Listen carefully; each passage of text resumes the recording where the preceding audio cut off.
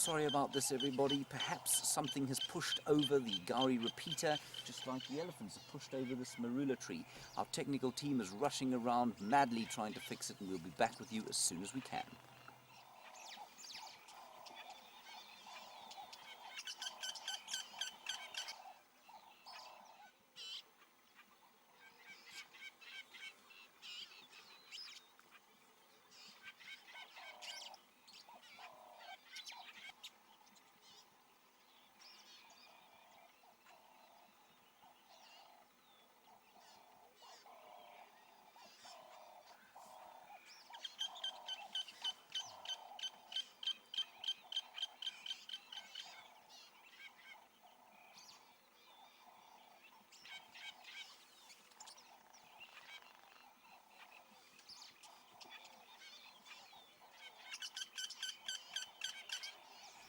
Hi everyone, we are experiencing technical difficulties, but please bear with us. Our engineering department and our tech department will be working on getting us back up and running as quickly as possible. As you know, bringing you live safaris from the middle of the African bush is not always the easiest task in the world, but we will be back up, and stick with us because you never know what might be on your screen when we return to you.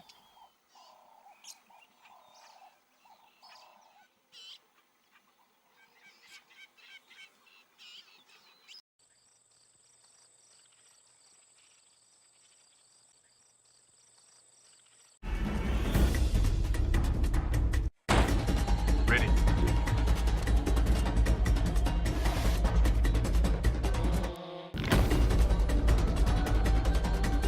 Standing by.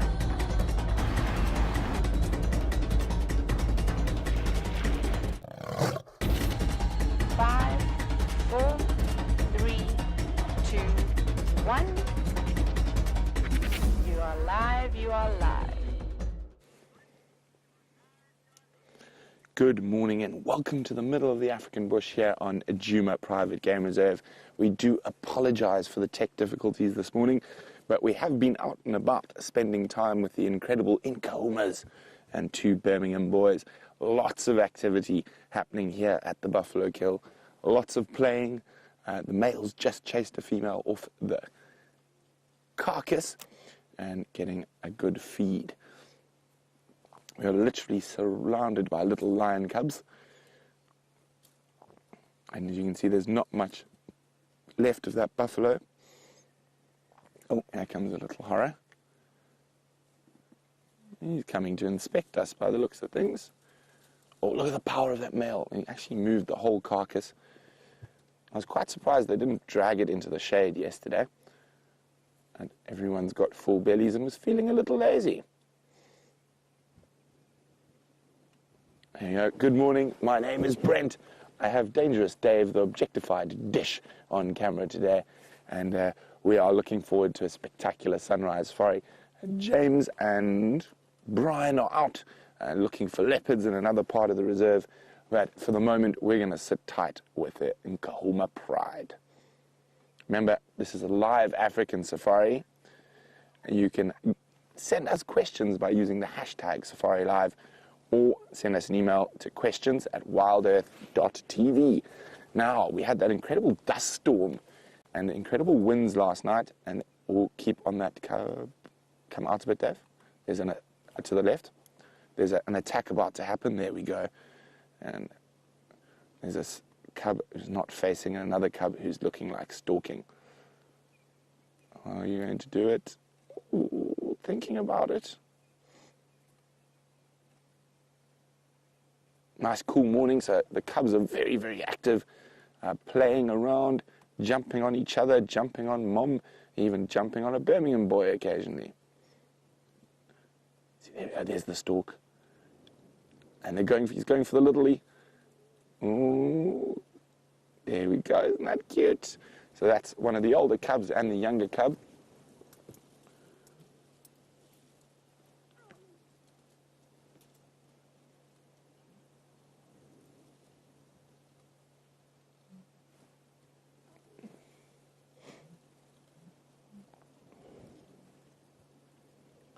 It's difficult to hear all the wonderful sounds this morning due to this bustling wind.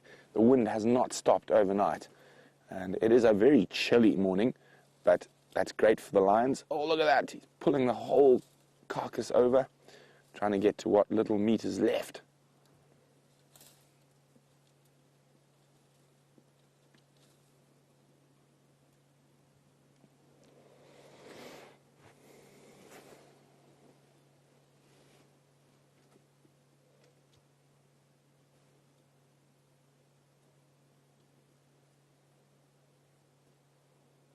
So 2 Birmingham boys here.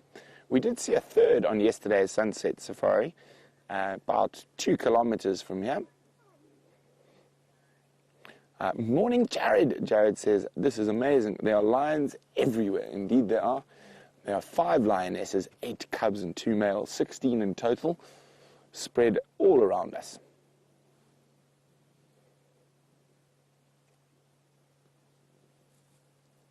Now, while the males will not tolerate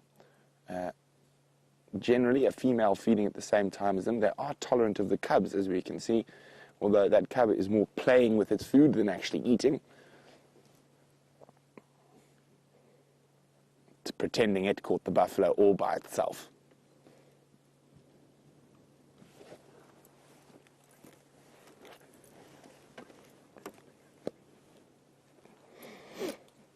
Now, Jen is wondering, are all the cubs here? Indeed, they are, Jen. All 8. So from the smallest to the biggest, all the cubs are here.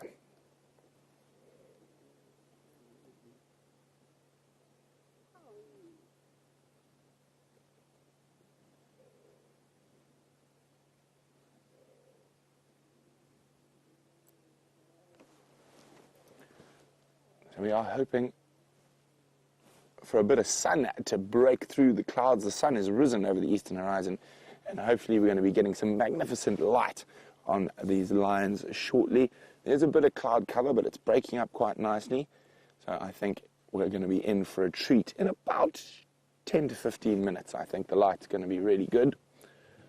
So all those screenshotters out there, get ready, because I think you're going to get some magnificent screenshots this sunrise safari.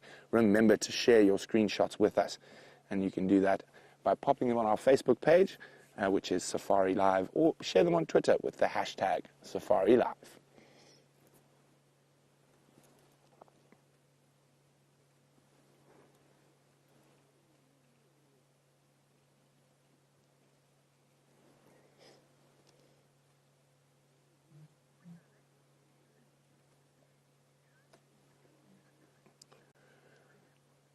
Okay, so while we wait for the light to get perfect, Commander Bond is waiting to say good morning.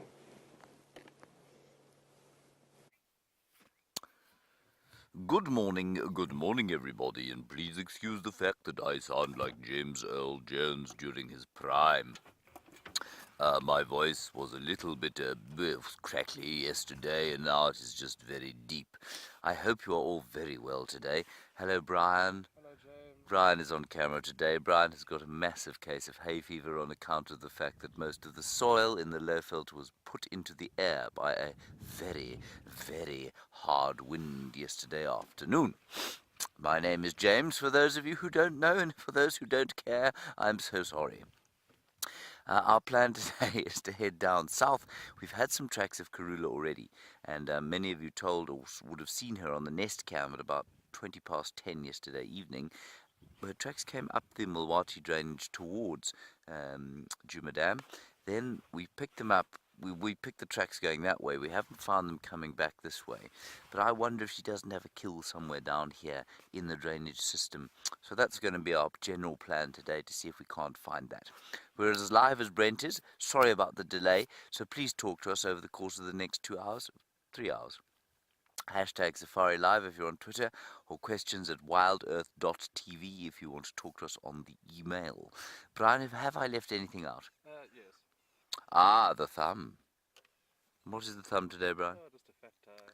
A fat tie thumb, and possibly in need of some orthodontic work. Yes. Yes. Shame. Good. Okay, eating a apple through a tennis racket, I believe is how we refer to somebody with teeth like that. Let's continue down south towards Twin Dams, and we'll see if the Great Queen doesn't pop out. We got very excited on our walk because both Brian and I went for the little wander down the drainage there. There was a great alarm calling of many birds, and we thought, ha, here we go, we have struck gold. But it was 2 African hawk eagles that were flying above, circling for their breakfast, trying to get hold of perhaps a francolin or a guinea fowl, or even a unsuspecting grey bird.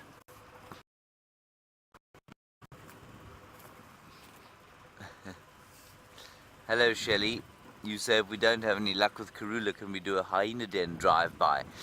We can certainly have a look around where those dens are, yeah. Yeah, I'm happy to do that, Shelley. I'm pretty sure they haven't come back.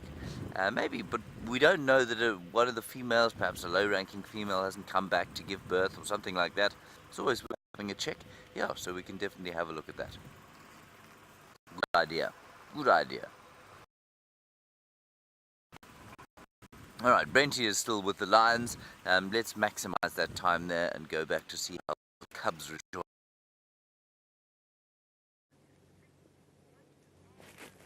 So there's that wonderful sunrise that I think is going to produce some magnificent light for us shortly. And we are sitting right next to the male while he is busy feasting. So let's have a look. The cubs have moved a little bit further away from us. So there we go. There's the big male. Now, for me, it's incredible how much the Birminghams have grown in the last year and a half that we've been watching them, from almost very skinny little teenaged manes to these magnificent beasts we see today.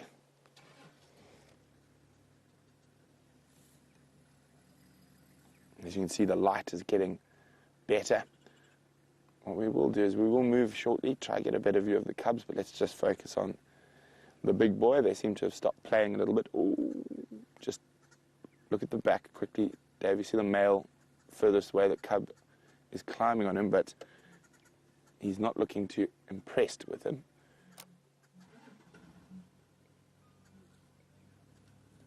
Oh, Mom got a bit worried.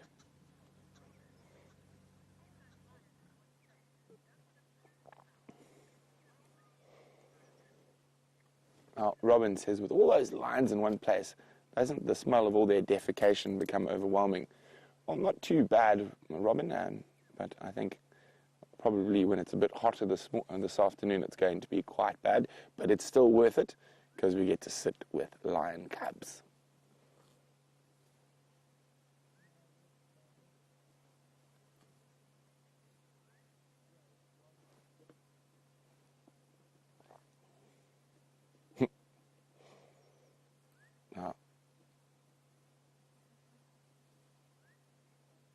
That other Birmingham seems to be sequestering one of the lionesses to the side. So she's probably about to come into estrus, and that's why he's doing it. And let's move around and see what's happening on that side of the sighting.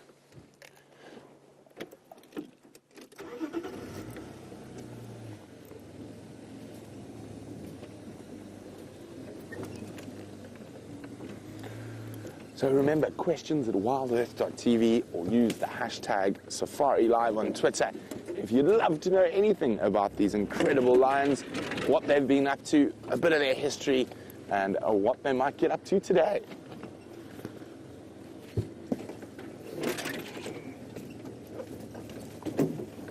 Watch your head there, Dave.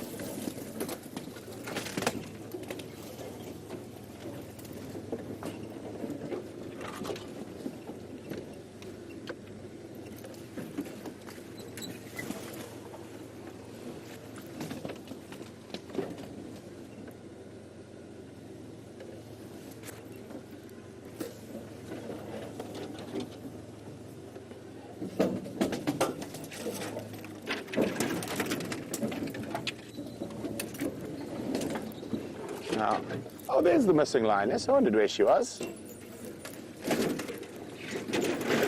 I think she's just coming back from Sydney's waterhole.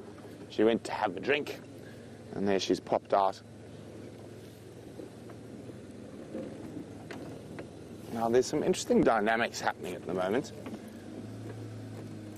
And if we look here, so we've got this lioness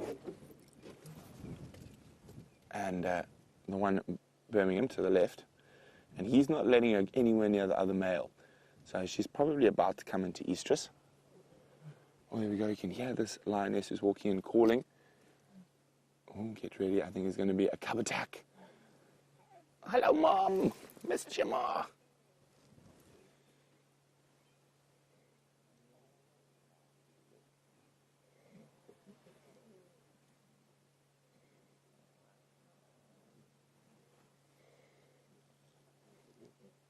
It's just too sweet. Lovely little greeting. As I said, I think she went off to have a drink at the waterhole.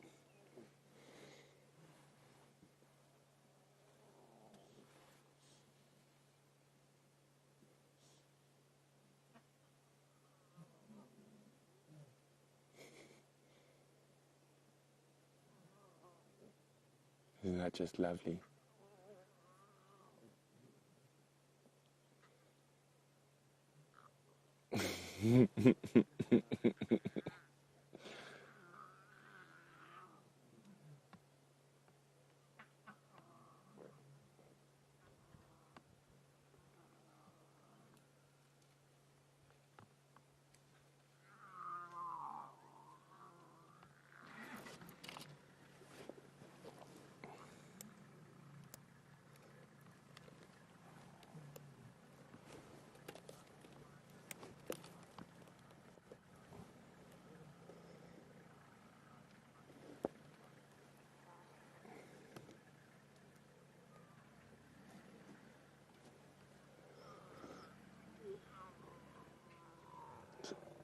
We're just going to focus on this wonderful interaction between the lioness and the cubs at the moment, and the wonderful audio that they're providing, those incredible noises the cubs make.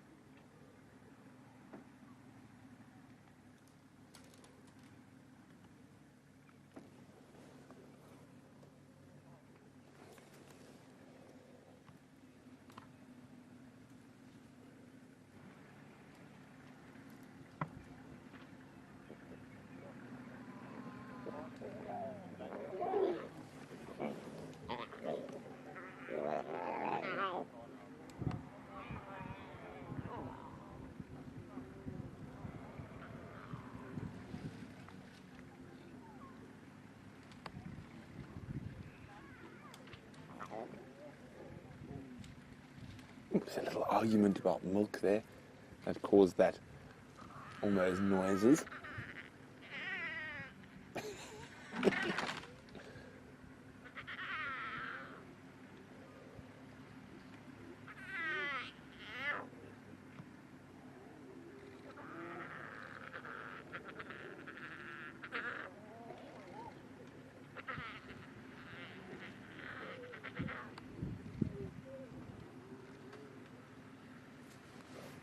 Isn't this just too special?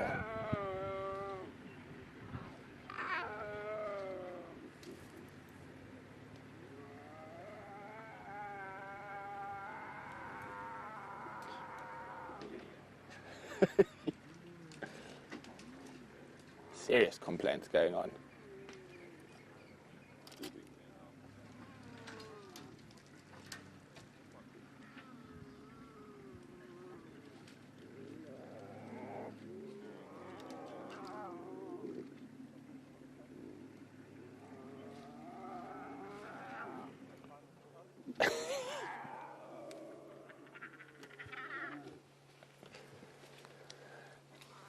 See, look at this. As that female gets up, that male is trying to shepherd her. Now, if she's making her way towards the carcass, he's going to charge at the other male more than likely. Let's just get in a position where we can see that, if it does happen.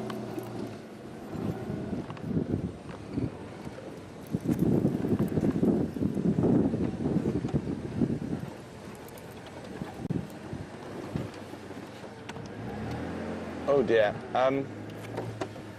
So we're going to have to go across to James. I've got a flat tire and I need to get out of here before the tire gets too flat. And I have to change the tire right next to Lion's. So I'm going to just make my way out of here quickly, and then I'll be back in a few minutes. We're just going to change the tyre very quickly. So let's go across to James. Well, that is not ideal at all to have a flat tyre and a lion sighting, is it, Brian? No, it is not. We have found absolutely nothing since we last saw you. We did see a few more tracks, but we think they may well have been the tracks that we found the end of towards the pan. So we're sort of just looking around here in these drainage systems to see if there isn't an antelope hanging from a tree or something. Otherwise, any heartbeat would be much appreciated.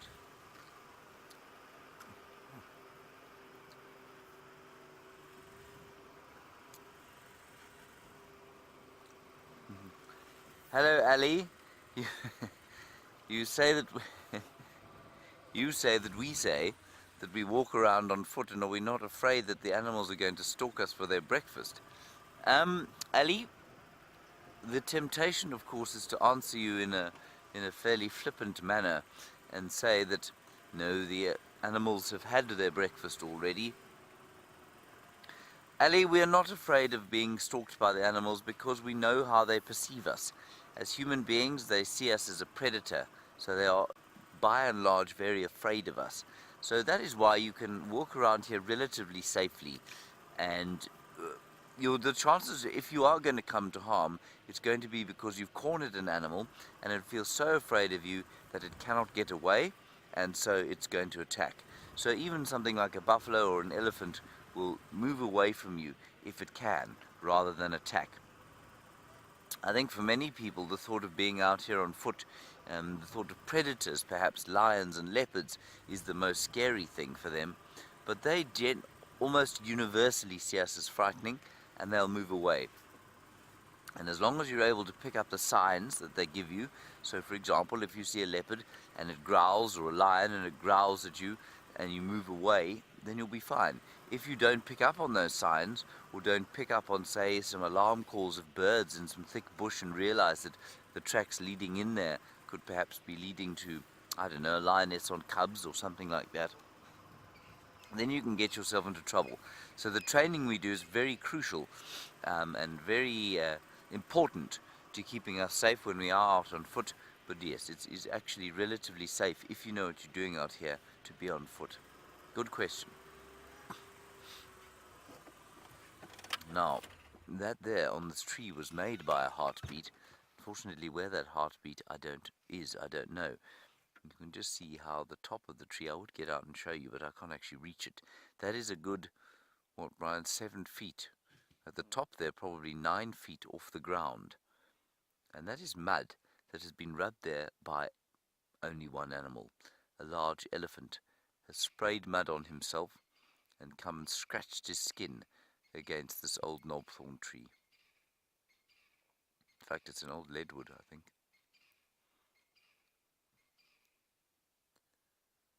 Isn't that great? 9 feet tall at the shoulder, everyone. That's an enormous animal. That's 3 feet taller than Brian at the shoulder. It is. Brian, that's very large. Much larger than me. Alrighty. Quite a nice dawn chorus this morning. Couple of Franklins going, which are not very loud. And not very numerous on the animal front.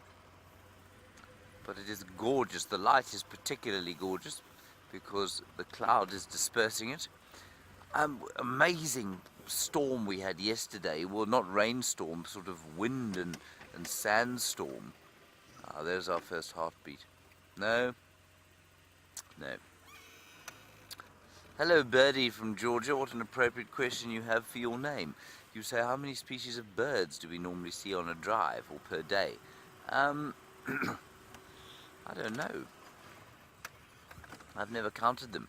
But Birdie, I reckon you could probably see, if you really tried, you could see an average of 50 species a day, at least.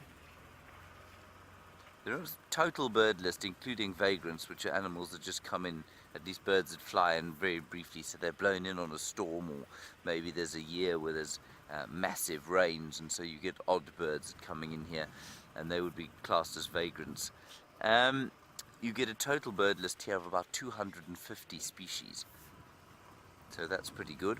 But on the birding big day, so that's the 24-hour period. Sorry, I thought I saw a twack, but I didn't. The birding big day is a day where you go out and you know, well, you can go as far and wide as you like, but you see how many species you can get in one day. And we used to do it, I think it's in November, we used to do it at Ngala, where I used to work just to the north of us. And on that particular, I think the top, what was the highest we got one day? This is with some pretty good birders on one reserve in summer.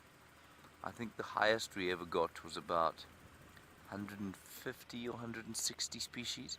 So that's, you know, just shows you that the other 100 are, they're just not very common. So I would say an average birdie of about 50 a day. If you really put your mind to it in the middle of the summer, and that's all you do, and you look for every single bird, you can probably get about 160 birds in a 24-hour period, which is not bad going. I think the United Kingdom has a total bird list of about 10.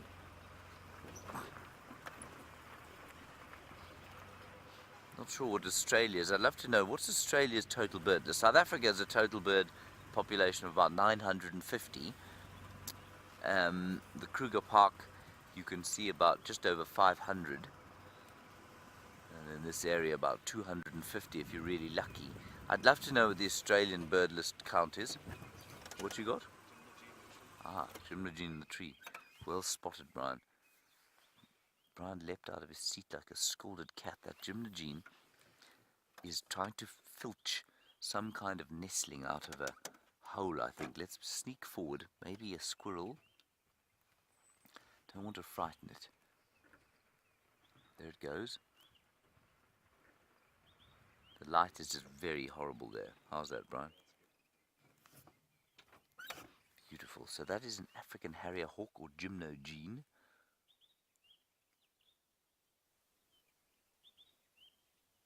Listen to the birds calling, robins mainly.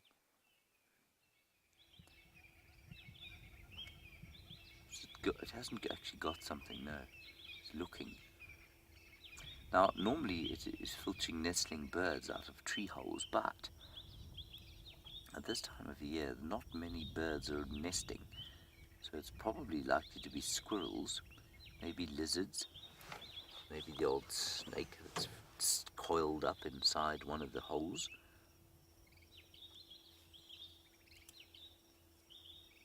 Is he gone? No, he's there. It's an impressive bird, that. I'm going to sneak forward. He's probably about two and a bit feet tall. I'm sure this is the same chap that was eating terrapins the other day at Buffelshoek Dam. It's so close by. I think we might get a really nice view if he doesn't fly off.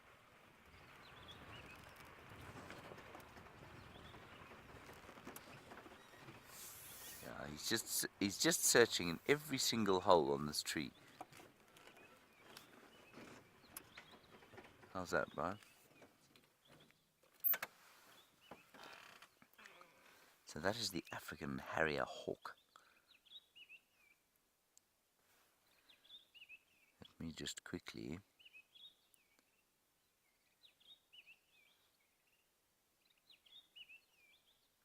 just listen to the bird song this morning. Isn't it lovely? There he goes.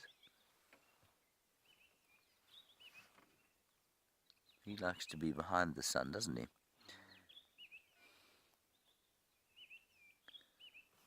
It also eats eggs, believe it or not. But it will basically eat anything. Small mammals, reptiles, frogs, insects, anything it can. And of course the factoid that everyone will tell you about a Gymnogene or African harrier hawk is the fact that it has a double jointed intertarsus. There he goes. Oh.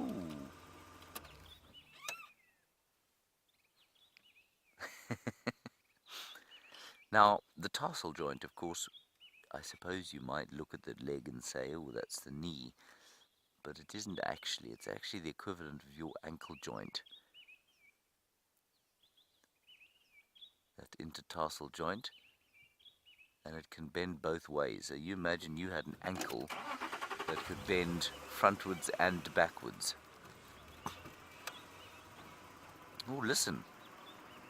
Do you hear that?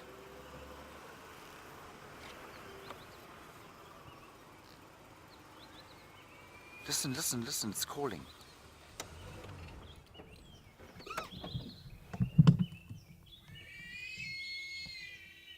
How's that?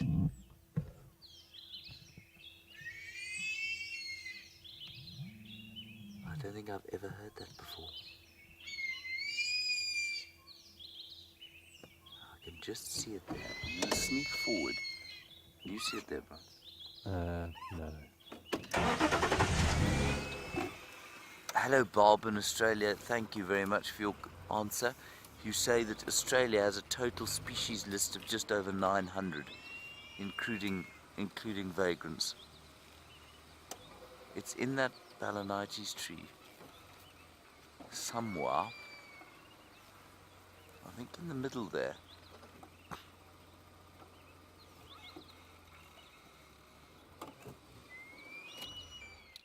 It's just sit and listen. It's in there somewhere. There.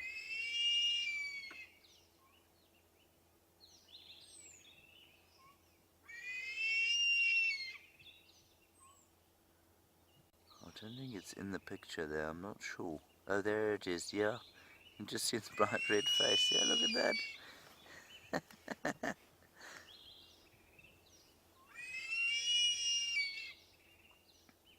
Brilliant.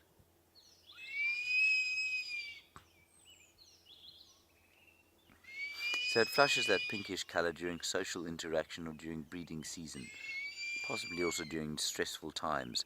But the face is normally yellow.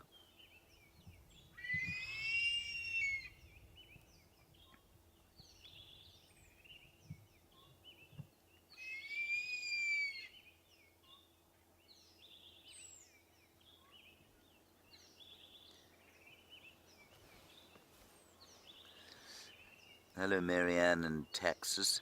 You want to know, while we look at this raptor, you want to know what the biggest raptor in this area is.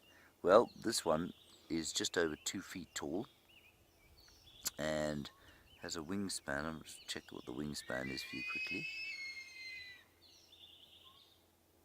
Doesn't actually say what the wingspan is. It's probably about the same. Well, no, but more than 2 feet. It's probably got a wingspan of about 4.5 feet.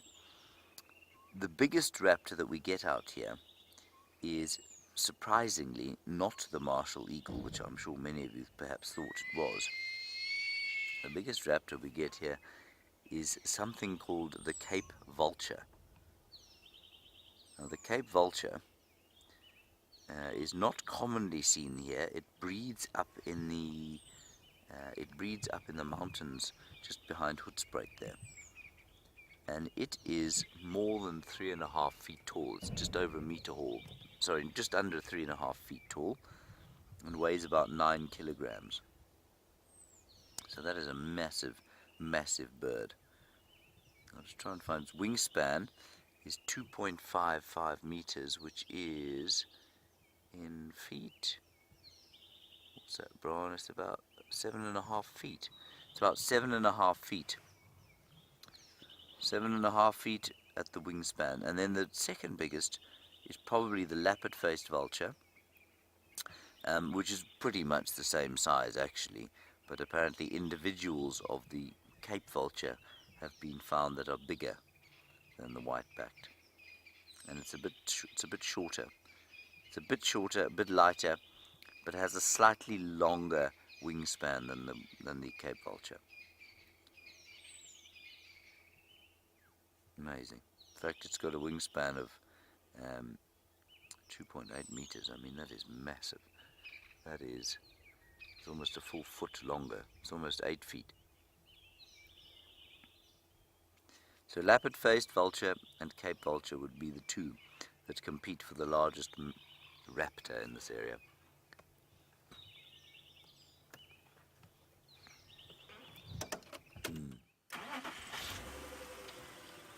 We're going to carry on towards Buffelshoek Dam. Well, I'll just go forward and turn. Oh, there we go. The same one.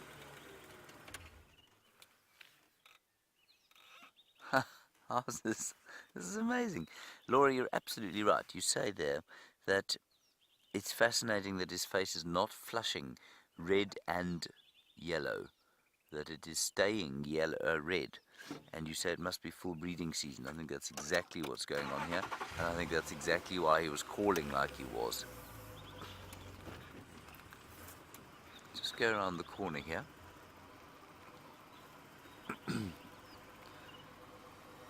There's a nyala just underneath the gymnogene.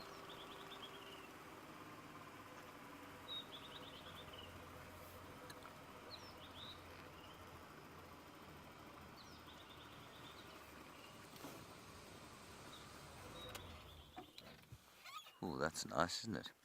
I'd have to try and take a picture, Brian.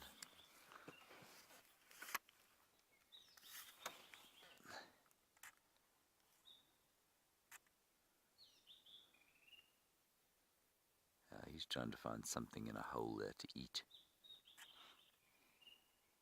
Now there's a nest of gymnogene nest or harrier hawk nest on a road not far from here, also in a big balanites tree. And I just wonder if they haven't decided to move home for some reason. That call is quite something.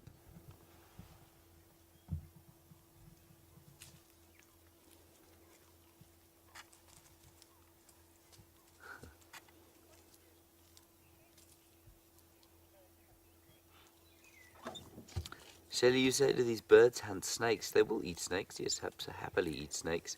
They'll basically eat anything they can catch, but their special adaptation, Shelley, is to catch animals that, or birds especially, that live inside tree holes.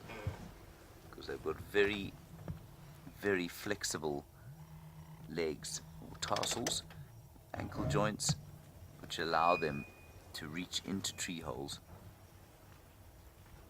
So if you can imagine putting your arm into a hole from the top, and obviously you wouldn't be able to bend it up and down, you'd only be able to bend it one way. If you're a gymnogene, it can bend both ways.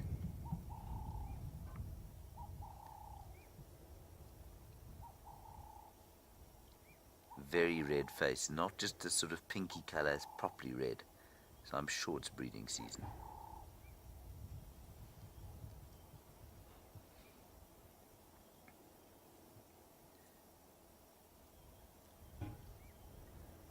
Oh, that's fantastic. And you can hear all the other birds have gone completely silent around here. All you can hear is the rustling of the wind at the moment, and the groaning of the car, obviously.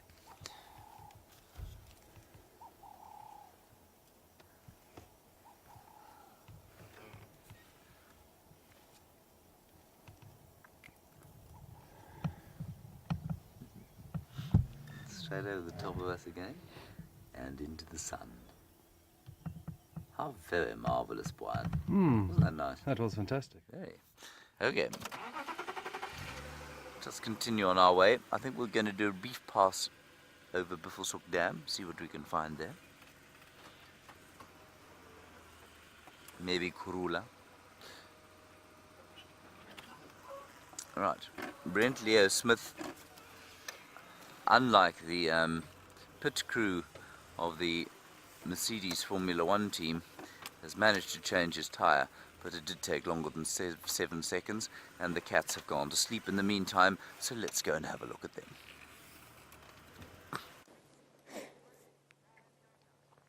Yes, we do apologize, but driving off-road, we do get flat tires from time to time.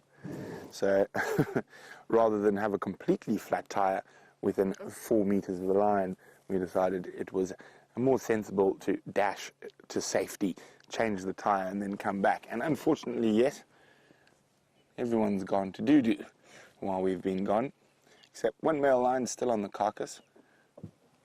And we'll move a little bit later. Here he is. So he's still eating, but literally the rest of the pride are fast asleep.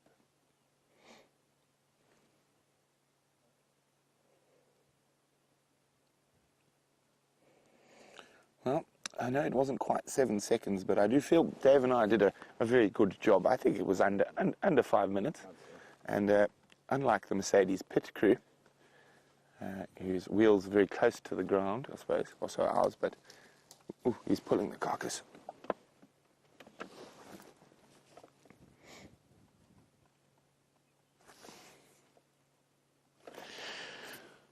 And then, unlike the Mercedes pit crew, I think those wheels are specially designed to weigh about 0.5 kilogram, and these big, heavy stainless steel rims and stuff that we have tend to weigh a little more.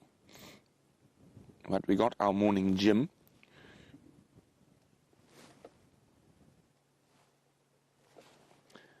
Looks like he's got into a position he's happy with again. And if we move around, we can see lots of sleeping lions. We've got the two of the lionesses fast asleep in front of us here. And then just to the left of them, it's the Birmingham, who's got, I can't see which lioness it is, who's using a piece of elephant dung as a pillow presently. Look at that. Look at that. See that? She looks very comfortable on that piece of elephant dung. And the Birmingham, who's following her every move. So it's not Amber. So it must be what was the baby of the last litter. So this sub-adult, who's now a full adult lioness. And so if she does have cubs, it'll be her first litter. And hopefully that does come in. The Birmingham boy is Mr. Split Lip. And now if we have a look at his lip, and you can see the remnants of that wound, and it has healed incredibly well.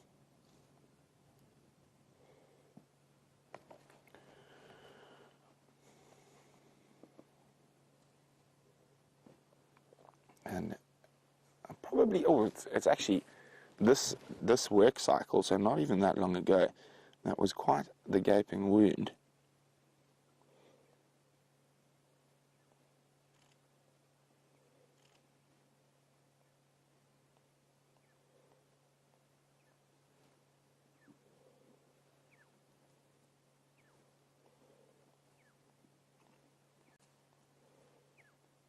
I'm just going to see if I can find it. There we go. So there we go. That's what it looked like less than 3 weeks ago. So you can see that split there, and you can see how quickly it's healed. Oh, Dave. Look at that. Incredible power of a male lion.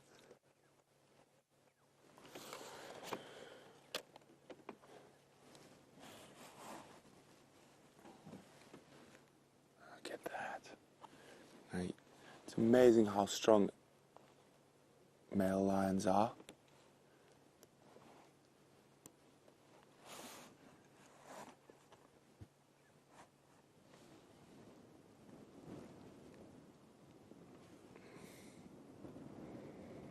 And you just drag that whole carcass without even trying.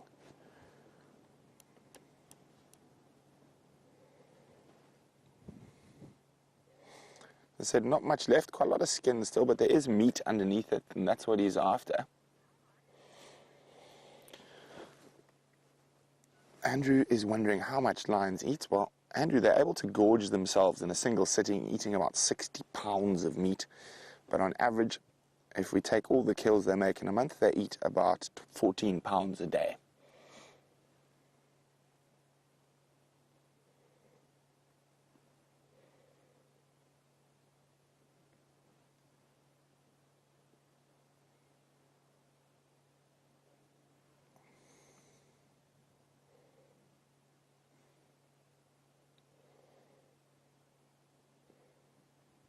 So when he moves and drags that carcass around, it's just to get to some bits of meat that are left. William is wondering, at what age does a male lion's mane start showing? Well, you can actually see it when they're about 7 or 8 months, they start getting really fluffy around the neck. But I mean, you can, just from physically the size compared to the female cubs, you can see it from earlier on. But I'd say really fully developed manes only about 5 to 6 years old, this age that you're looking at now. Their manes have developed incredibly over the last year.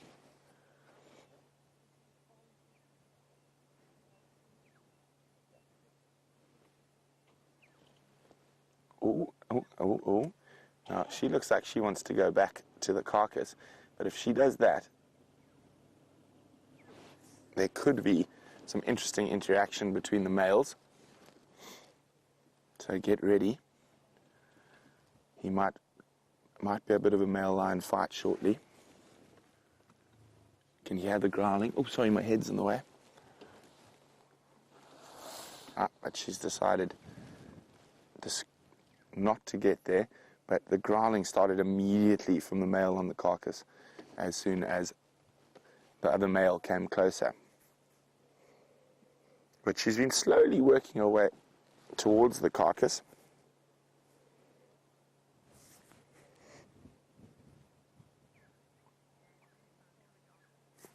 But while we watch what's playing out with the lion dynamics, James has got a great big grey beast.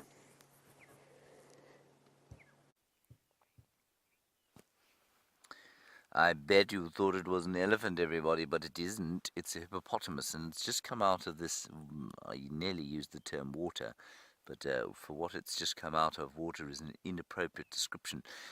It's just come out of this sort of mud, the last remaining moisture here at Bivelshoek Dam. I don't really know why it's walking off. It had got up already by the time we got here, and so obviously he's decided that he's a bit hungry still, and perhaps he's going to go and look for something to eat. And a hippopotamus at this time of the year is going to have to walk a long way to find sufficient nutrition, because as you can see where he's walking, there is no grass whatsoever. And I don't think, if I'm not mistaken, I mean, the hippo will really struggle to browse. They just don't have the mouth or teeth structure for it.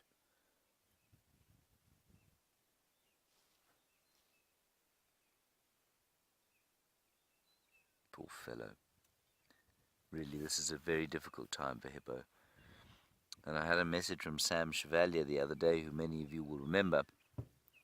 And he'd just gone into the Kruger around the Satara area, which is north of us. He says there are hippo carcasses all over the place. And that's brought on by the drought, of course. So eventually these little habitats, if we don't get rain soon, will run out. Then unfortunately that is what happens. As Brent was saying yesterday, I was listening to him on Drive, and it was an interesting comment he made about the fact that hippo will probably not, if they can find sufficient shade, they can get through a dry season, but it's food that is the limiting factor. They've got to find enough grazing, and you can see that chap is going to struggle to find enough grazing there for himself to eat. He's also, quite interestingly, come out of the water in the middle of the day, and, well, I'm quite pleased that Brian and I weren't walking around there early this morning. Brian is nodding vigorously, because a hippopotamus is the very last thing you want to come across on foot in the bush. Okay, let's go back to Brent and the lions. We'll continue our search.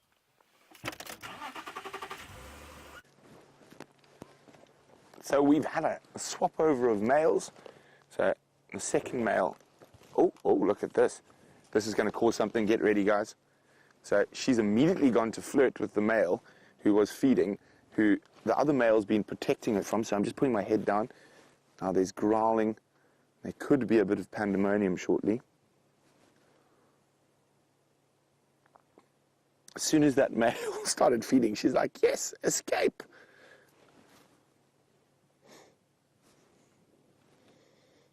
So you see everyone's up and about. You can sense that there's a potential for pandemonium.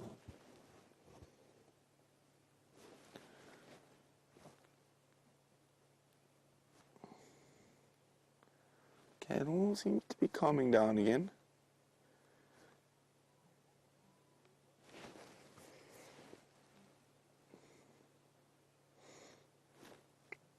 Here he comes.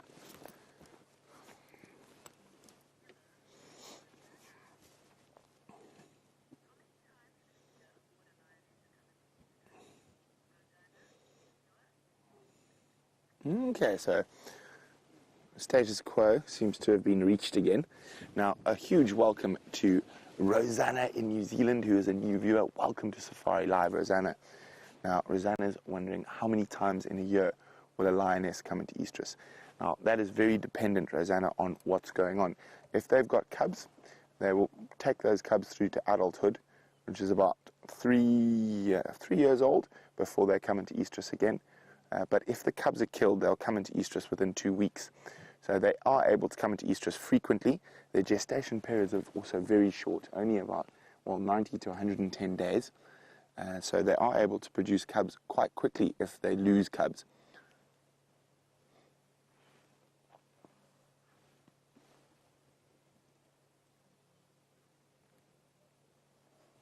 Oh, let's see what happens here now. There's one of the lionesses heading towards the carcass. Now, will the male decide, just because someone else is eating, they want it? He's lifted his head, he's thinking about it.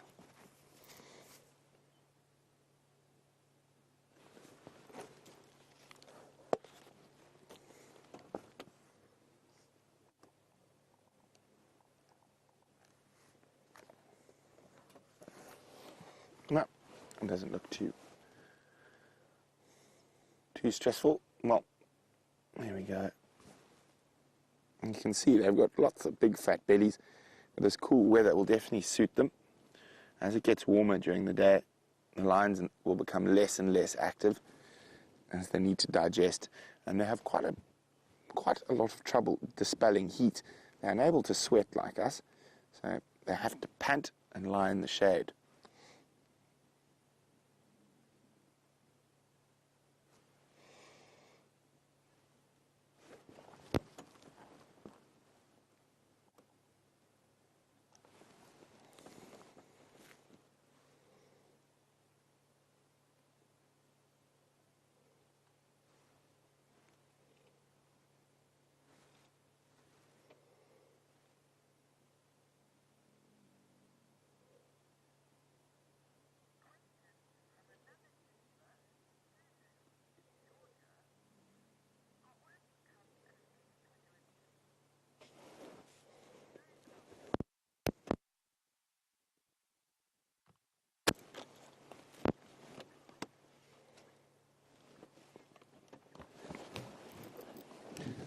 Hi, Susan from Georgia, who's another new viewer.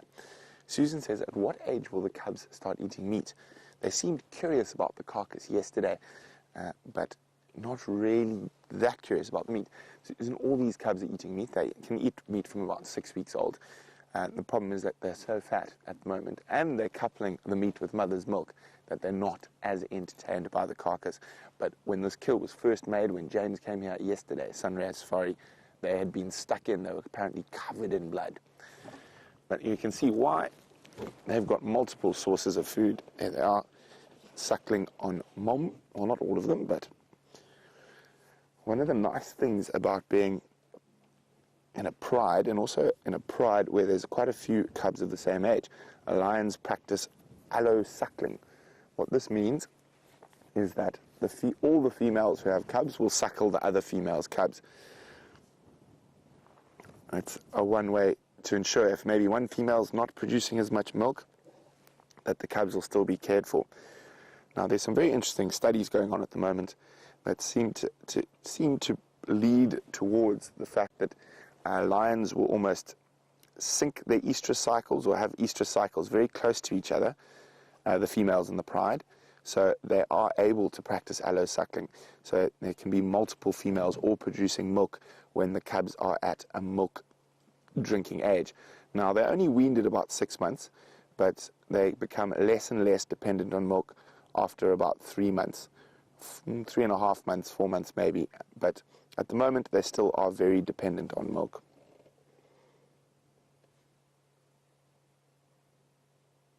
I think the oldest cubs are probably coming close to 4 months now. Oh, here come the the Battalier squad. And vultures. Vultures pulling. There we go. Here come the vultures.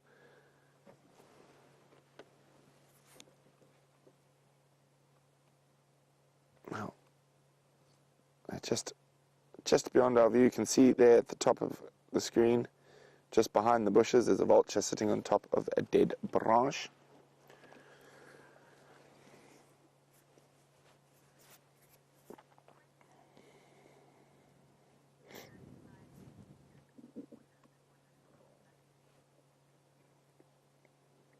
Now, Gen B is wondering, will a nursing lioness need to drink more water than one that's lactating? No, not necessarily, Jen. They need to eat more meat and drink more blood. And that's what helps them. Oh, there we go. Upset. Cubs are getting a little bit feisty on the teats. Now, the thing that woke those lions up was the arrival of vultures. Lions do not like vultures. They will chase them if they come on the ground anywhere near their kills.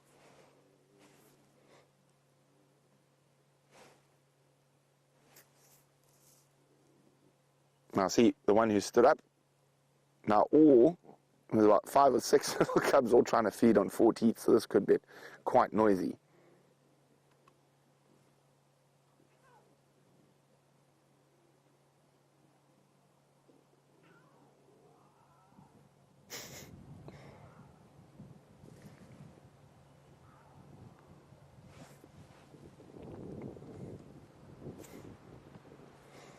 There's one taking advantage. Well, if Mom's standing up, doesn't mean I can't have a drink. It's a bit more difficult, but I will try.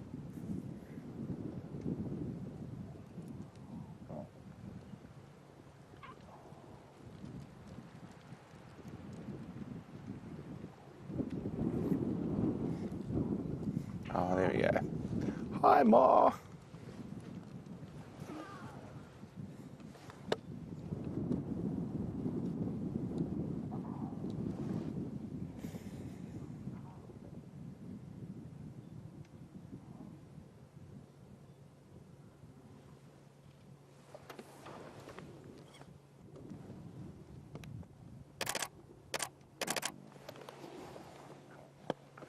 We can hear, oh, there we go. Too much fighting. Other mom's up. Enough of this nonsense, little ones. Must share.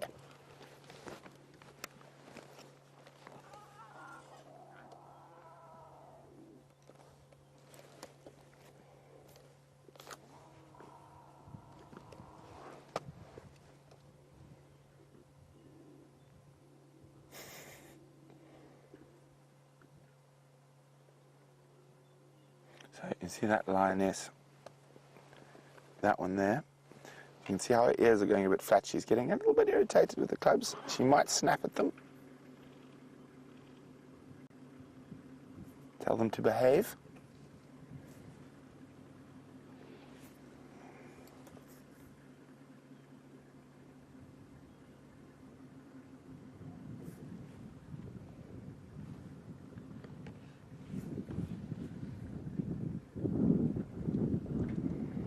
I do think everything is going to settle down again around the Nkahumas.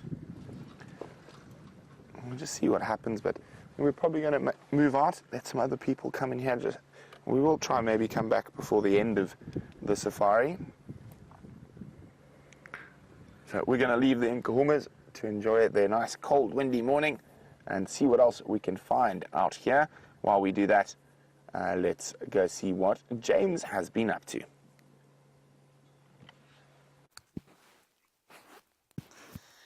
We've driven away from Biffleshoek Dam, everybody, and there we found a herd of impala.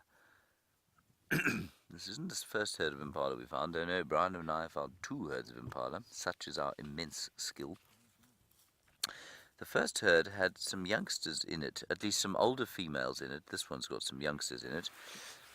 And they all looked to me like they were starting to show how pregnant they are. I think the fluffiness brought on by the cold has also probably added to their size, but they also are starting to show a little bit. And they're all just a little bit nervous now because of the wind. The light is just absolutely gorgeous, isn't it? You can see how they are basically in a state of shock all the time. They're basically terrified all the time. And I think it was Brian and oh, it's a warthog there that's frightened them. See that?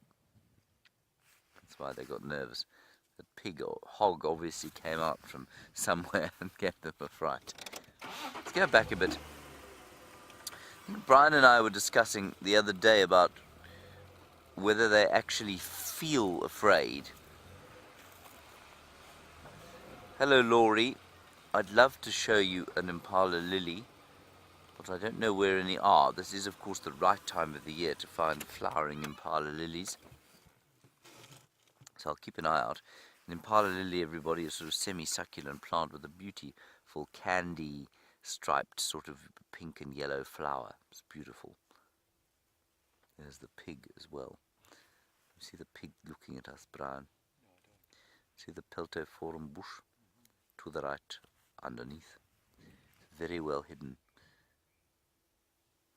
That big peltiform tree. Yeah, I can't see it from my view. No, you probably can't.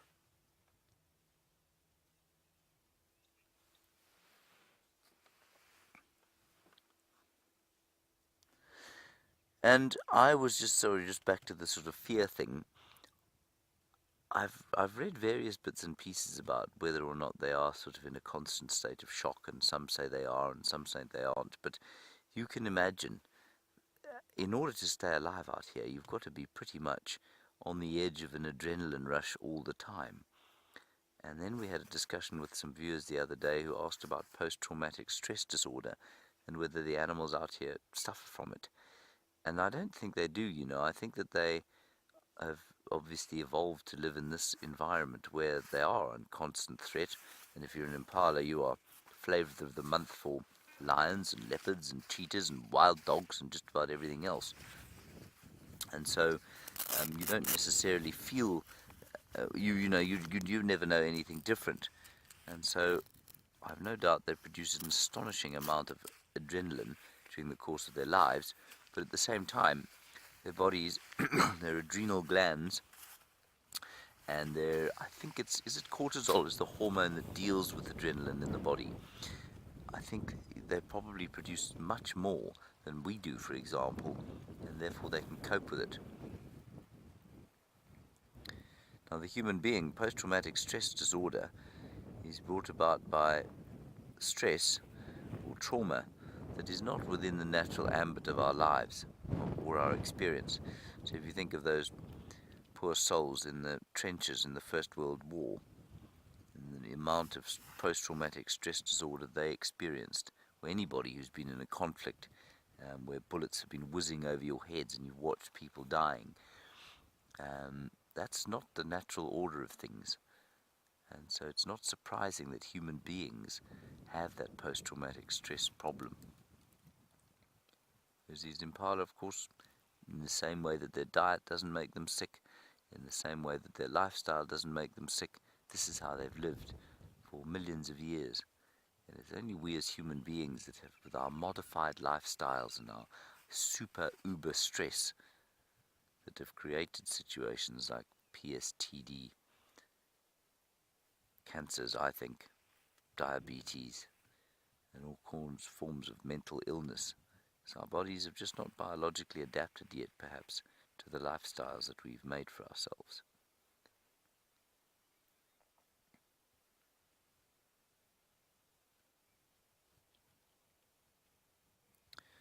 Alrighty, that's a very nice shot there, Brian, of a young impala ram. But what's really interesting to me is that impala ram, everybody, you would expect him, he's actually really interesting. Those horns are not the horns of a yearling. Now, most of the impala here are going to be yearlings by the time we hit November. That is just 2 and a bit short months away. And I think that is an impala born in February. I think that's a February baby.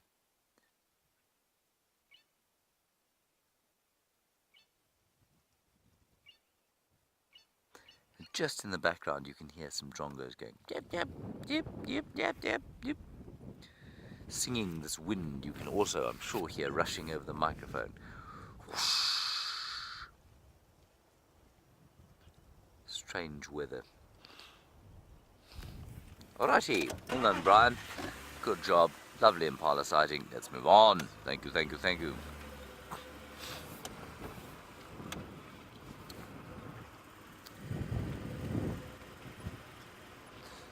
See if we can find an impala lily for Laura.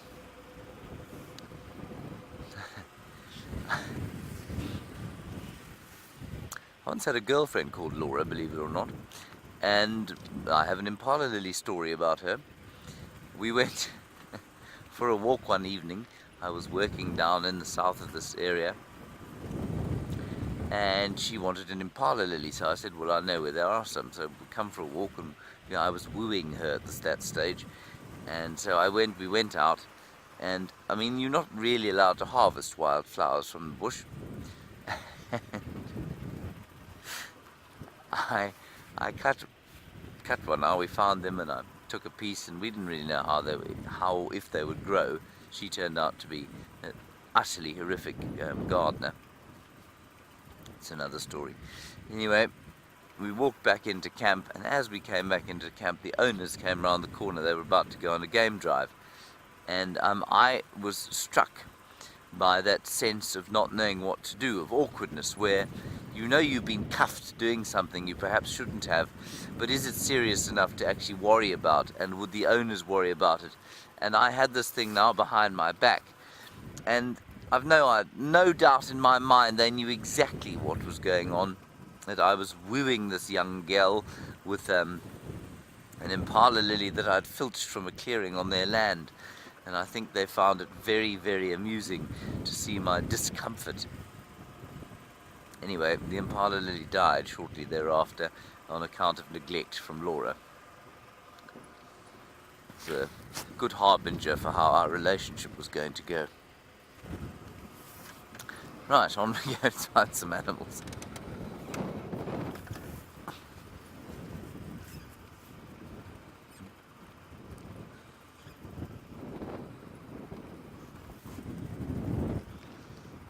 Ooh, there's a duiker. Can you believe it? Oh, the duiker is running away, because duikers are born of yellow livers. They are not brave around vehicles. Lucy, you're wondering about buffalo and why it is that we haven't seen... that we haven't seen any breeding herds of buffalo of late. Lucy, you wonder if it's got to do with the drought. I think you're absolutely correct, it has to do with the drought. The water here on Djuma is now fairly finished, and I think you'll find that the big herds of buffalo that sometimes come through here are now concentrating... Oh, come on, bird. There it is. With this lens we can get it. It's a red-billed buffalo weaver. Really nice shot of a red-billed buffalo weaver there.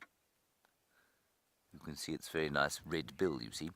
So, Lucy, I think you'll find that because the water is that much more concentrated in places away from Djuma, that's where they're mainly going. So they do pop through here every so often for a bit of a graze, but then they'll disappear again. Here's something alarming on the ground. It was a helmet shrike, but there are a couple of doves there, so I don't think it's alarming at anything particularly alarm-worthy. E.g. Karula and her 2 cubs. I'm beginning to think she doesn't like me anymore, you know. I haven't seen her babies for some time. I'd really hoped when we saw that shot of her coming up towards the nest cam, I thought maybe we'd be lucky this morning. We might still be. In the meantime, let's go back to Brent, find out what he is tracking and where he is tracking it.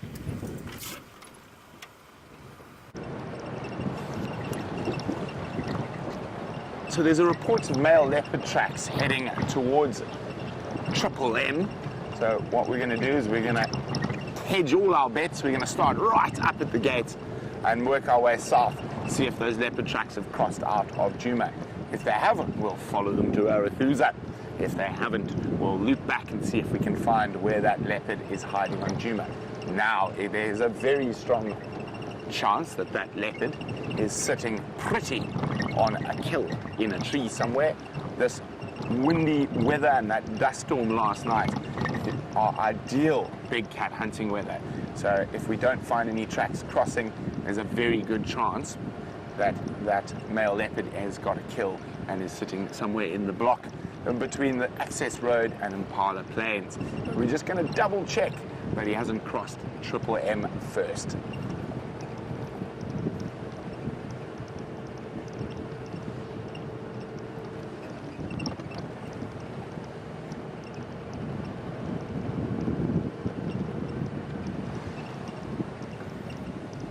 Okay. We are on Triple M. It's time to start looking for tracks. Always a good spot to start. For some reason, this seems to be a highway for leopards into Sibambili, but oh, joyous day! No tracks crossing. Oof, it's still quite nippy. I've been quite lucky because we've been sitting quite still with the lions, but now the wind is still up, which is going to make a lot of their animals like the impala James just had a little bit jumpy.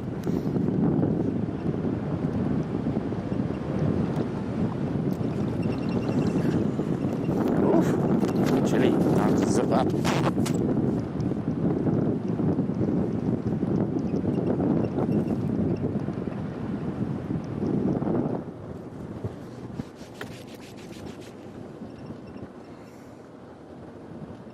Now, it is always great because you never know what you're going to see, but also you never know what type of weather you're going to experience.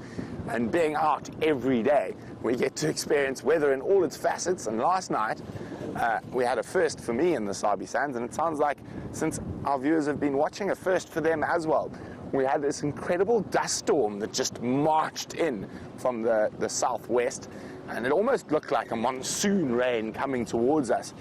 But it turned out to be a wall of sand that got stuck between my teeth, and it got stuck between my eyelashes, and when I washed my hair last night, there was a definite brown color that came out of it. So I'm happy that the dust storm is over.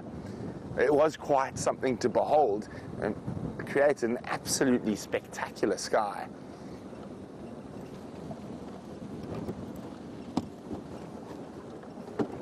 What's that in the road down there? Impala. Oh, what's beyond the Impala? That's the question. A diker.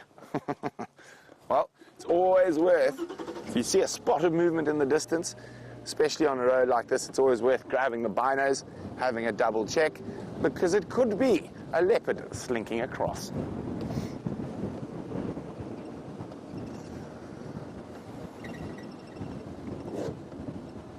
Now we're going to go very, very slowly through here. It is quite a busy road, but what we're hoping, if the tracks do cross, if they're going to cross in the soft bits on the edge where people haven't driven. Radio.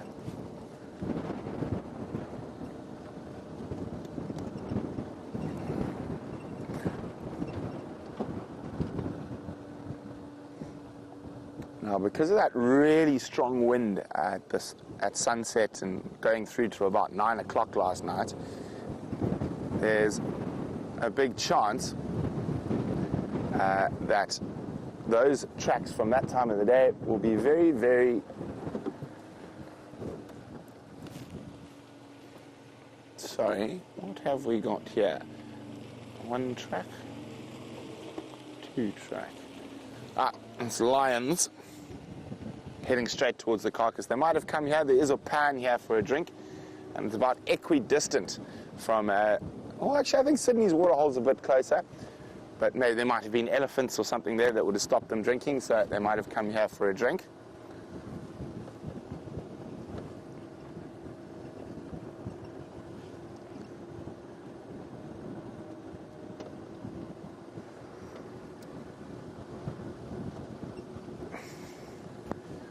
Well, I Hello, Morning Glory. Thank you very much for that update about Tingana, the dominant male leopard on Djuma. He came and had a drink on the Djuma Dam Cam at about 10 o'clock last night, rolled in some buffalo feces and then continued on his merry way. Now, the unfortunate thing about Mr. Tingana, as we know, he is a marcher and he can walk through the whole of Djuma in an evening. So let's hope he got sidetracked by something to eat before he disappears to the west. So that's almost certainly the male leopard tracks we're looking for at the moment. And hopefully we do not find them crossing this road.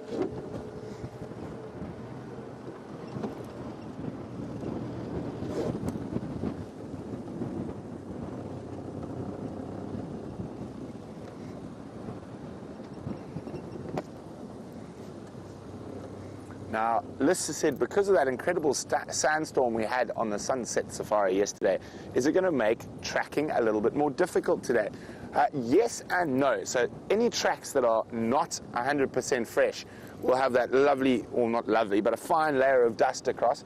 I mean, the wind is blowing, but it's not blowing to the same effect as it was last night. So there's still a good chance that if the tracks are fresh from this morning, they're going to be much more clear than the tracks from last night. So it's a bit of a double-edged sword, so yes and no. As long as the wind is still blowing enough to cover the tracks, but I'm hoping they'll be far more prominent than a track from yesterday.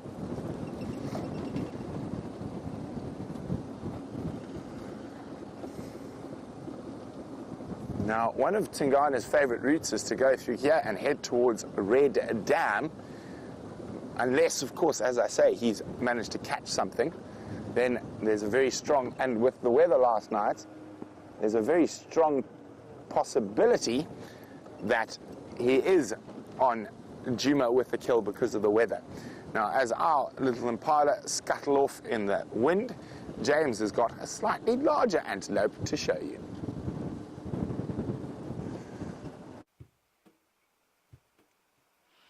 It's not very large, everybody. It's quite a little fellow, really. It's just a little Nyala. A little Nyala cow with her slightly larger Nyala mum and a Nyala sibling and a Nyala male, possibly father. Unlikely, though. There he is. It's actually interesting. I think amongst the antelope, I think it's most common that you find the Nyala bull with the rest of the family. And I wonder if there isn't something slightly more nuclear around the social interactions of impala, at least of Nyala, than perhaps the other antelope species that we get out here. Now, many of you will hear us say Nyala bull and Nyala cow or ewe. And it's at this size of antelope that the designation changes. There's absolutely no biological reason for it whatsoever, but this just seems to be about the size. So anything smaller than a Nyala, you've got a lamb and a ewe and a ram. Anything bigger than a Nyala, you've got a bull, a cow and a calf. You see how fascinating that Nyala finds this, Brian, chewing on that little piece of grass, which is quite impressive for a browser. So obviously doing a bit of mixed feeding at the moment.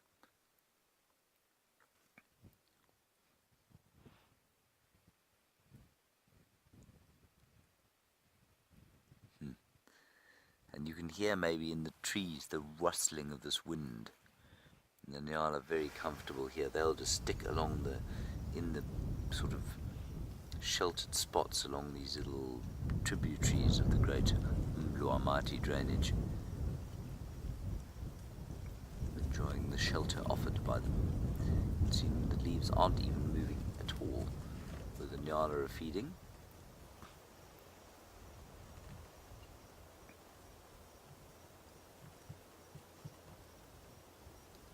Very nice. Alrighty, let's continue. We're going down the riverbed.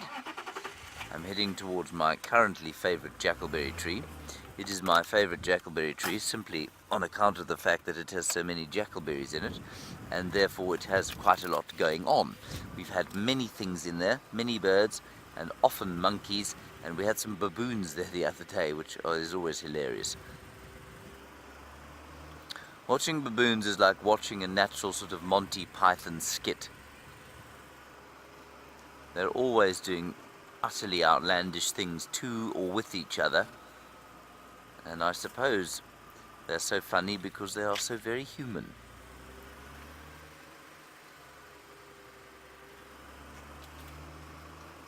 Just can't believe how lovely the light is. Yesterday the light was so harsh at the beginning of the drive, and it's just delightful now. Interspersed with the grey.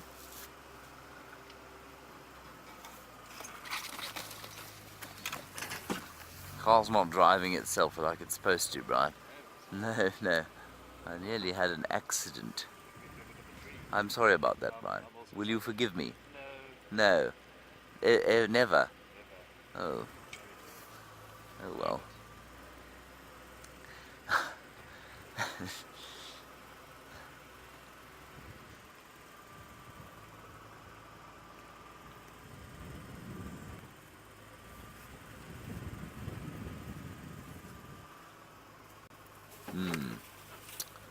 Very good question. Sandy, yes. Is the short answer to your question.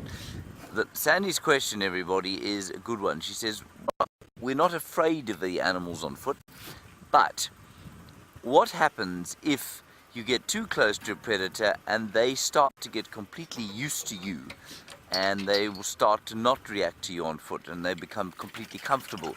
Do they become a danger, and will they then be removed? Sandy, you know what it happens with, that does sometimes happen, is with young male leopards.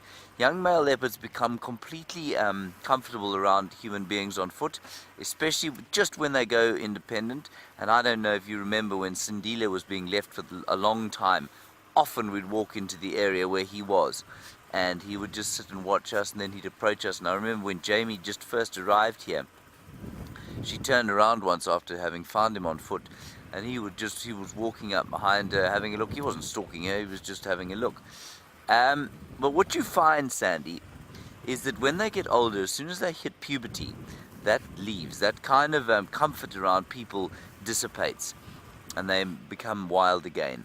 And so it really doesn't happen very often. I mean, you do hear the odd story, but it's very unusual for an animal that once it hits adulthood, that it feels that level of comfort around human beings. Another great example, the hyenas. You've seen those hyenas come underneath the car, biting the tires, but once they hit sort of 6 months of age, they stop doing that. They'll come towards the cars, they'll have a look a little bit, and then they move away again. They don't come up to the cars, they don't sniff anymore, they're not curious anymore. And so that's the kind of thing that sort of happens. But you've got to watch it, absolutely. And I mean, there are parts of this particular reserve where, you can walk up to lions and they just won't react to you. They'll just, Herbert was telling me the story of a lioness who he used to track, who he found with cubs. The cubs were playing and he didn't see her until it was too late, and she stuck her head up out of a bush. And he thought, well, now I'm in for it because she's going to charge me. And she looked, recognized that it was a human being. I doubt she recognized who it was, and she put her head down and went back to sleep with her cubs playing all around her. So that's okay, but you do then, Sandy, get into the stage sometimes where the animal now thinks that's not a threat, so perhaps it's a meal. And that particularly happens with an older animal or a sick animal that will then try its luck. It's very unusual though. But normally when an adult reaches adulthood, they lose their sort of curiosity, and that wildness reinstills, and the relationship will drift again. So if you've had a relationship with a male leopard on foot before as a youngster, that drifts away as soon as they hit puberty and they become territorial. Nice question, that. Sheila, I haven't forgotten about the hyena dens. I did check the one off Leadwood a few days ago, so I'm not going to go to that one. I will happily go. We'll go towards Treehouse Dam after this, and we'll go towards the 2 dens near there. There's one on Philemon's Dip, or on Philemon's Cut Line, and there's another one just off Zoe's Road. We'll go and have a look at those two. I was also rather hoping for a spectacular brown hooded kingfisher sighting here. We've had some good ones of late, and they come and they sit at sort of eye level, and I've yet to get a good picture of them. But nothing like that, and no Karula. I still think she is just south of Juma Dam, on a kill somewhere.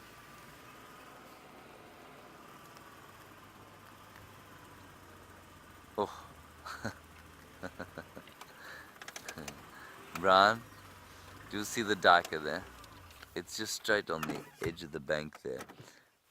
I thought it was a leopard when I first saw it.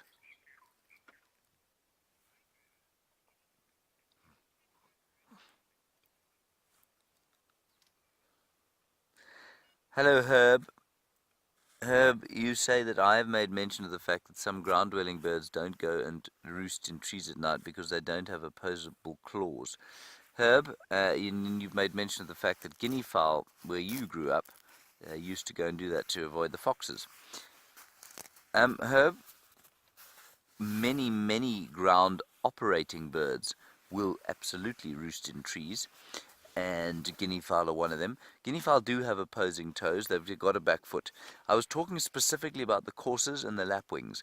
The coursers and the lapwings only have 3 front-facing toes. They have no back toe at all, so they cannot grip in the same way that a guinea fowl or a francolin. Francolin will sit in trees often. In fact, they roost in trees. It's only the lapwings and the coursers that cannot go up into trees and perch there. They could go and stand in trees, absolutely, but I don't think they could sleep in trees. But francolins and the guinea fowl absolutely can, yeah. Thank you for that, Herb. Both francolins and guinea fowl, of course. Oh, there's a monkey. Straight up above us. In the leadwood tree. Hello, monkey.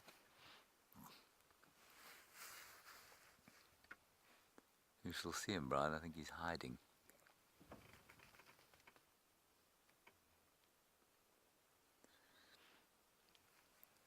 Here it is.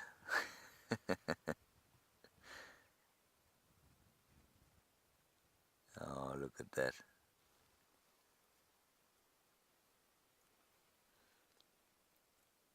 Young monkey, almost impossible to tell what sex it is from this range. I'm just wondering why he seems to be on his own. Seems a little bit odd to me. Not so, Brian. Well, we're not far from our big jackalberry tree, so let's pop down there and have a look. What's going on there?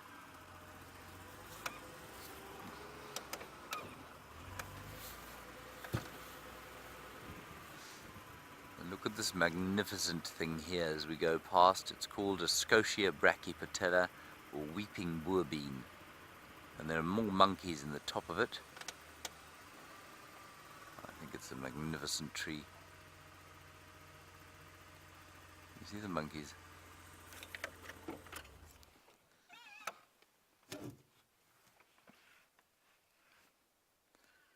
There they sit, huddled.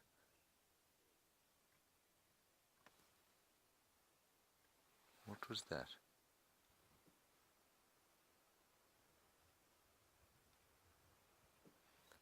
I thought I may have heard the crunch of bones, but I don't think I did. I think these monkeys would be going ballistic if there was a predator under here somewhere.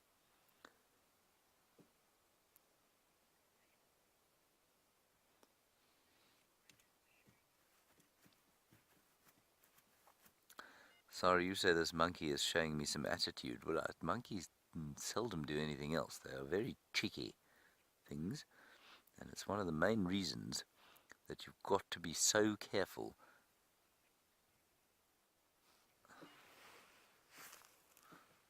You've got to be so careful about feeding them, and about when you own a lodge or a tourism operation. You've got to be so careful.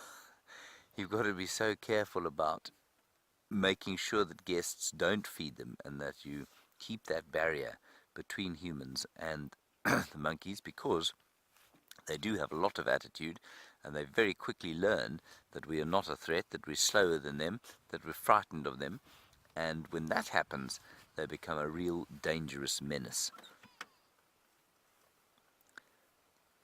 And because of that picture that you're seeing, that kind of picture that they look so cute, they look so sweet, and all you want to do is cuddle them and give them a nice orange or a banana to eat. They're not at all cute and cuddly. And it is no wonder that very few predators will take them on. And you hear these stories of really big sort of kind of farm dogs getting in a tangle with a monkey and coming off very second best. They're incredibly fast, unbelievably strong for their size, and with very sharp little canine teeth. I mean, if you were to catch a monkey, for example, it would probably bite you and scratch you 20 times before you managed to hit it.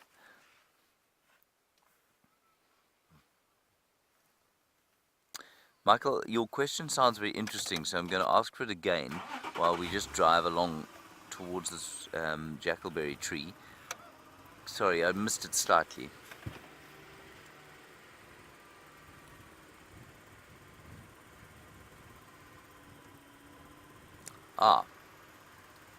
No, Michael, very nice one. You say every animal has its flight distance, its fight or flight distance, which is the distance beyond which you cannot approach it on foot with human beings. But does that vary from individual to individual within species? And the answer is absolutely, Michael, it does. And Gunuma and Quarantine, two wonderful examples of two male leopards, that one of which was probably pretty comfortable for you to be right next to him on foot, and the other was very uncomfortable with you being within sort of 20 or 30 meters of him. Those are the two most obvious examples that I know of from here. Now, as we grow up, well, we're hoping that they spend a bit more time here. As Shongile and Hosana grow up, you will notice immediately that there will be a difference. I don't know what it will be, but their tolerance of human beings will vary. And that will be down to their personalities, their individual personalities.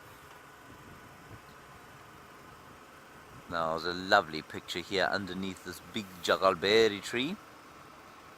Nyalas for days. Grey go-away birds for days.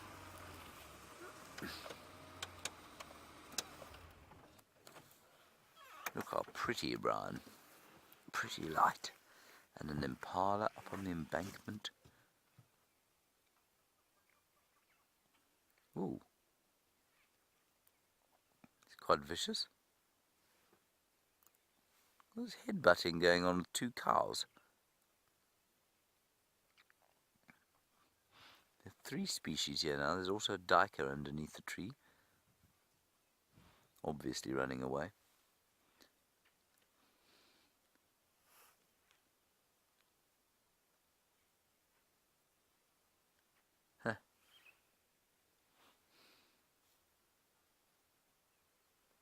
Look at all these birds, doves, and you can't really see them at all. But I'll just tell you what's in the tree. I can see 1 or 2, in fact hundreds of grey go-away birds. There are probably some starlings, a few hornbills. But they all, as soon as they descend onto the tree, they disappear into the foliage.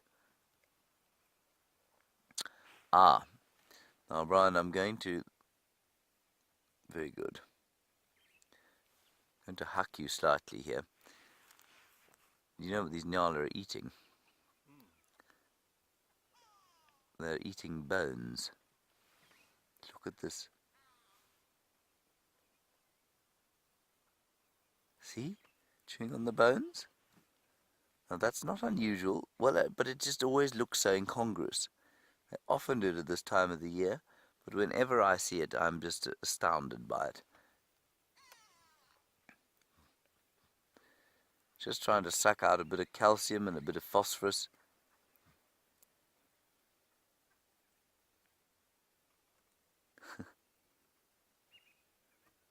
I've also seen them sucking on tortoise shells, interestingly, for the same reason.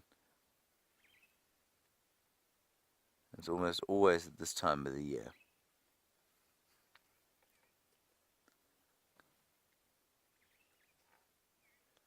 Now, can you imagine what your digestive system would do if you walked up to one of those bones and started chewing on it? I think your digestive system would be deeply, deeply upset with you. I don't think it would cope at all.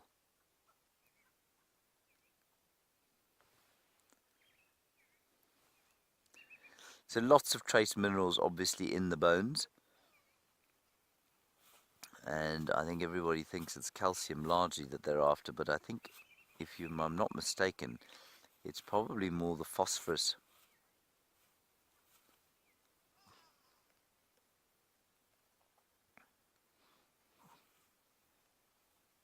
And they're all doing it. I think they are. Beautiful colours. There's 3 spots under the eye. The sort of a milky moustache around the nose there. I always think that's quite nice when we get these close-ups. It looks like they've got white lipstick on. Or perhaps they've got that sort of zinc sunscreen on, Brian. You know, like you used to wear when you were a very young teenager.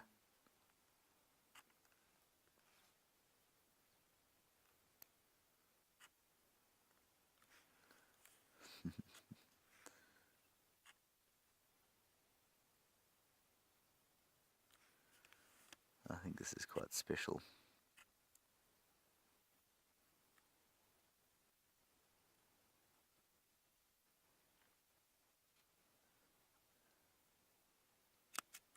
Very nice, Mr. Nyala.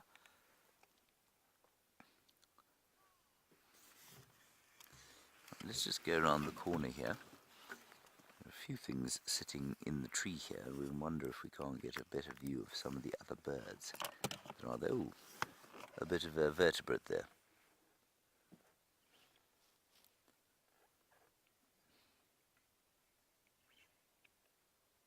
Yes, that is amazing. Alright, well, while we watch this Nyala having his his bones for breakfast, let's go to Brent. I'm not sure where he is at the moment, and find out how his leopard tracker's going. We are deep inside Arethusa, and tracks of Tingana went across Triple M, so we're trying to see if we can find him, or if someone else has found him, go visit him. So it'd be nice to see him. Actually I did. I saw Tingana probably about 10 days ago. We found him from Impala alarm calling around the Balanites tree.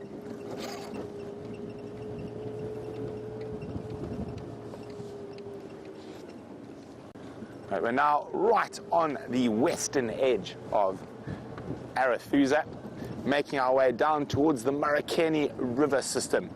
And I think Tingana is going to head into this area.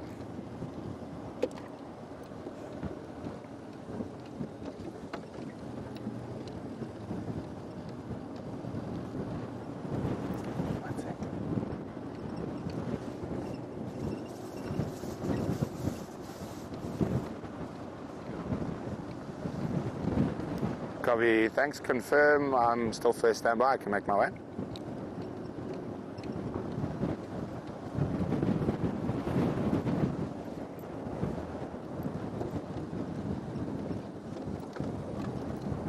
Copy, thanks. Okay, so they found Tingana. Good news, we are first standby. He's down in the Murakeni River, so we're going to loop-de-loop till we can get in there. I have a tire paranoia now, since we have no spare. I keep looking down every time I drive over a stick, hoping not to hear. Now it is a chilly morning. It doesn't seem to be getting warmer at all. And I've had to reinstate my blanket. And I enjoy watching Dave shiver behind me, because he's really tough. He didn't need a blanket today.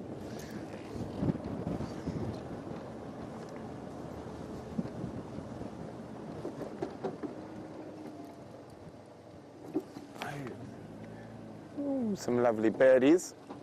Oh, white helmet shrikes. Oh, there he goes. Oh, no, there's still one if we come out to the right. There. Well, there was one. Anyway, white helmet shrikes, they disappeared. Now, even the birds are difficult to find on these windy mornings. They're quite flighty, but hopefully we can find some relaxed ones. I see some more birds up ahead.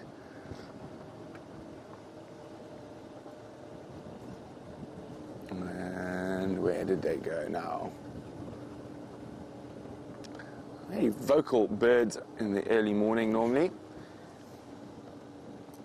Oh. Oh, even the magpie shrikes, there we go.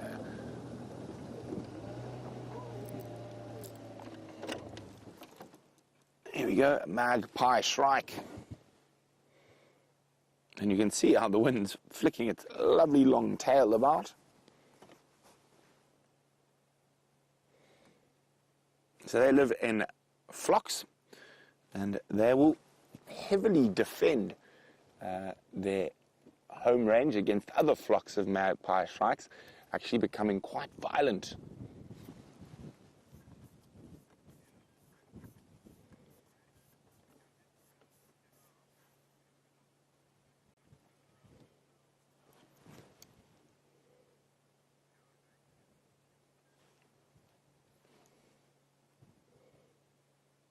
Oh, off it goes in search of insects. Now, like most of the shrike species, if you look carefully in an area that they spend a lot of time, particularly on buffalo thorns and acacias, you can often find their larder. So a nickname for quite a few shrike species many years ago, it's sort of changed now, specifically the fiscal shrike was the Jackie Hangman. And that's due to their habit, and a lot of the shrike species' habit of impaling creatures onto thorns. And it's not to make them suffer, it's to create a larder. So if they're full, they'll store food on thorns. So the wind can't blow them away, and they'll actually defend those larders against other birds.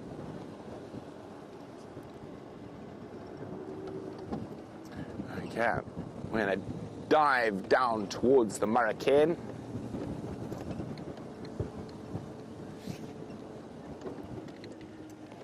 No, don't run away. Right, where? Some warthog. But they have disappeared at a rate of knots. Let's see.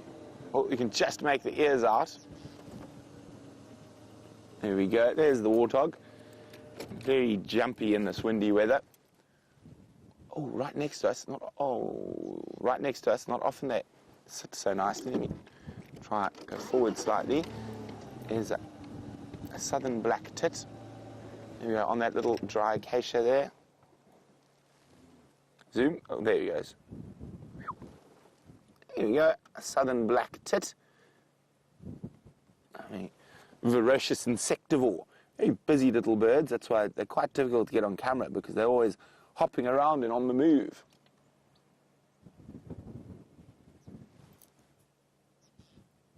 Now, Ellie was wondering, said, I thought snakes eat birds. Well, they do, but birds of prey also eat snakes. And Ellie is wondering whether if a bird of prey caught a snake and then suddenly became dinner. Well, Ellie, that's quite unlikely. The snakes that eat birds generally eat quite small birds, and the only bird that's probably capable of eating a big bird of prey would be a python. And the likelihood of them ever coming into a situation where they might cross paths is quite slim. All those warthogs are on the run again. And to see the dust and bums disappearing into the distance. Be careful, warties. Tingana's around and you're one of his favorites.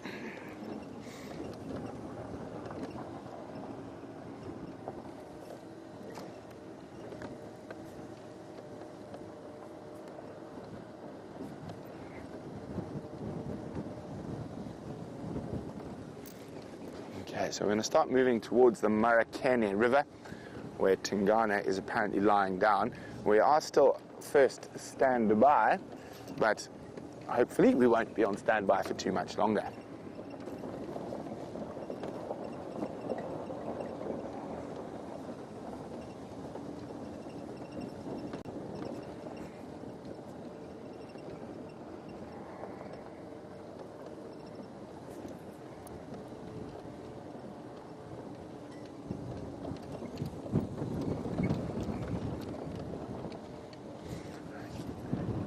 Now, I'm still trying to figure out what's happening with the weather, because there is this cloud bank moving in, but it is breaking. But there's still the strong wind that keeps pushing the cloud. I'm going to have to go have a look at some satellite photos after drive, try to see if I can guess what's going to happen, to plan my wardrobe accordingly.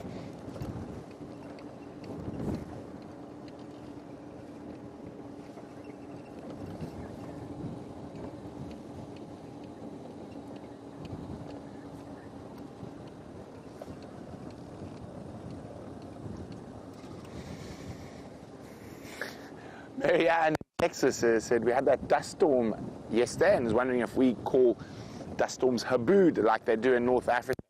Well, Marianne, I think our dust storm is called a minor wind from the dust storms of the Sahara, and I've actually never heard that word habood before about the dust storms in West Africa. But in West Africa, obviously, with the Sahel zone and the Sahara, they're going to get much bigger dust storms. Standing by. Road 7, heading east.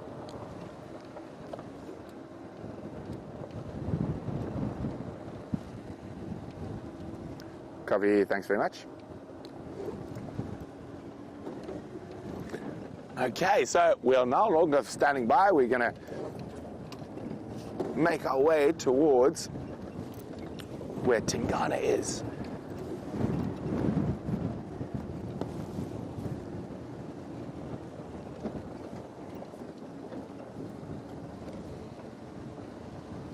Apparently in the Marikeni River, so what we're going to do is delve down into it. Whee!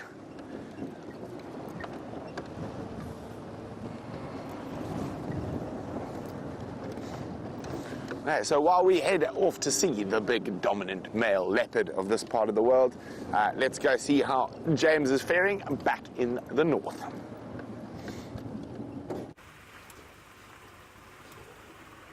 We're not in the north, everybody, we're in the deep south, and we're going towards the hyena den on Philemon's catline for Sheila.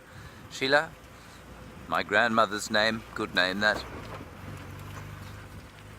My late grandmother's name. Let's go and see what we can find there.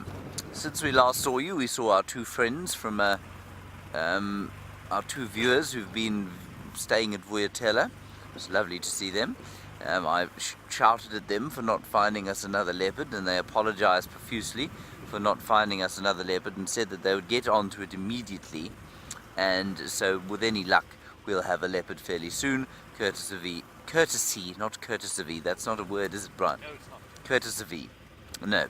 Courtesy of two viewers who are out here enjoying a wonderful safari at Vuyatela.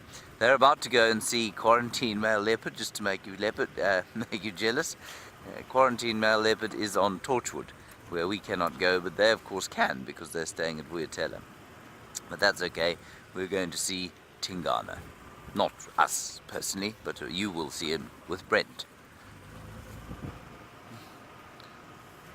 Now the hyena den is just around the corner, and let's see if we can't find something there.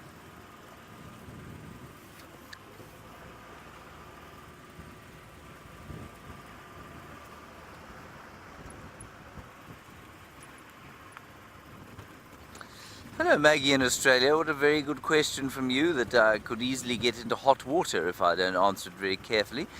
You say, given what I've said about monkeys, what is my opinion on them training capuchin monkeys for helping with the disabled? That's correct? Is that the question? Right. I don't know about that. I don't know anything about it at all. Safe to say that I don't personally have a problem with it. here's where you get into hot water. I used to ride horses quite a lot, and we used to do riding for the disabled, and disabled people, mentally and physically disabled people, used to come to the stables and they would ride. And the effect that horses had on people with mental challenges or mental illnesses and mental disabilities was profound. I imagine that the training of these monkeys, the idea is to get the same kind of effect from it, and so I don't really have an issue with it if, and here's the big caveat to that, if they are not taken from the wild. Now, I mean, that's just a silly statement because they must have been taken from a wild eventually, but we know now that there are captive populations of these animals. You find them in zoos. I don't think they've been quite domesticated. But if they are not being removed from the wild, if they're having a positive effect on people, and if something moved in the bushes here, I don't know what it was. If at the same time wild populations of those animals are not being harmed, then I don't have an issue with it. That is just my opinion. I have no doubt there will be thousands of different opinions on the whole matter. I don't know how it's done though, and I've not read anything about it. I just know that horses, and we know dogs, but I've had specific experience of horses.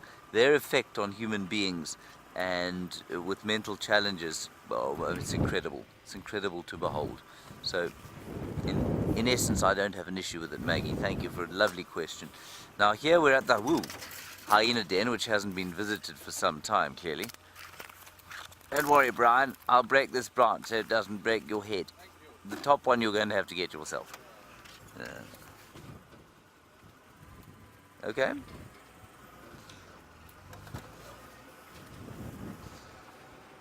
I don't really need these anymore.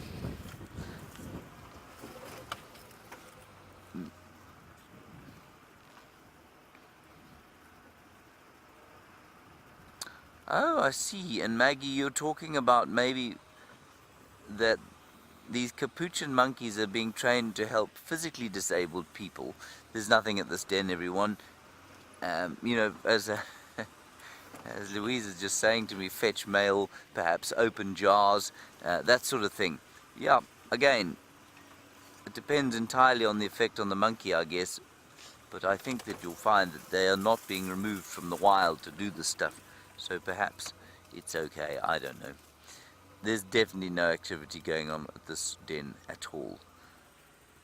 But well worth coming to check, so we'll go to the next one, which is on Zoe's Road. We'll try, if we are not killed by this tree, Brian. Yes. No good to be killed by a tree. No.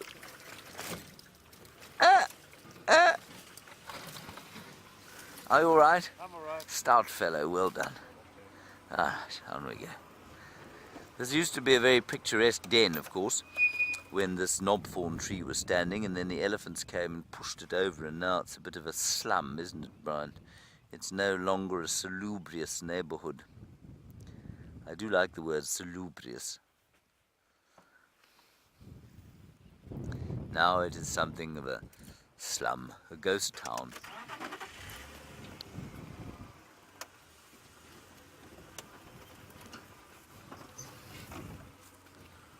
Let's go and patrol the other one on Zoe's Road. I might also be sorely tempted while Brent is at Tingana to just go and see if those cubs are still eating their buffalo,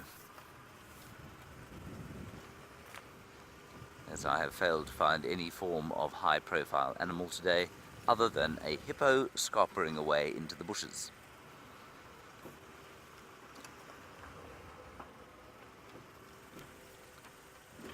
Watch your head again, Brian. You are a very large fellow. Right. As I drag Brian through many more bushes, let us go off to the west, where the great Tingana is feeding on his breakfast with Brent.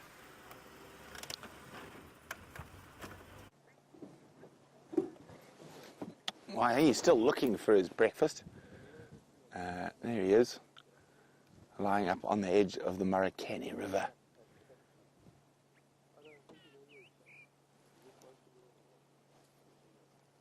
Oh, it's tired kitty. He's walked quite far. His tracks come in on Cheetah Cut Line, and he walked straight through the whole of Djuma last night, and is now about 3 kilometers, no, maybe not 3, about 2 kilometers inside Arathusa. So he's on his patrols, scent marking, making sure there are no marauding males coming in.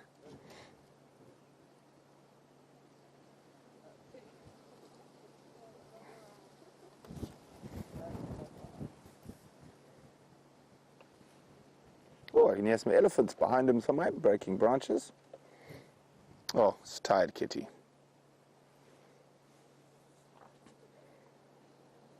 Now, I'm pretty sure he would have attempted to catch something in this weather last night, but obviously not successful.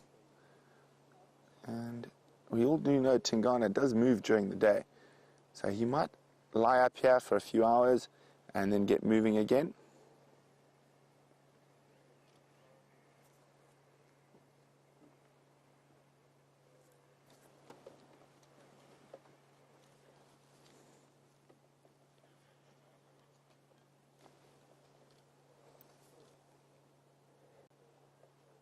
Now this is, for any new viewers, the dominant male leopard over Arathusa, the majority of Arathusa and Djuma. And to the west of him is a big male called Anderson, and their boundary's not too far from here. And both of them tend to walk it, scent mark it, and they've sort of drawn their line in the sand, so to speak. And then to the north of Djuma, there's a male leopard called Gajima. So those are the 3 dominant males we see in this area.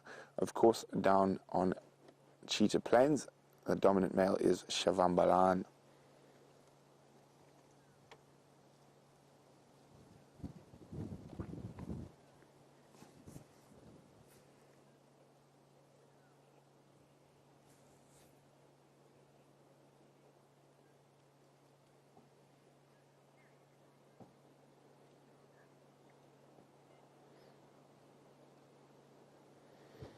So even though he is snoozing and not up to much, it's always really exciting to spend time with one of Africa's big cats.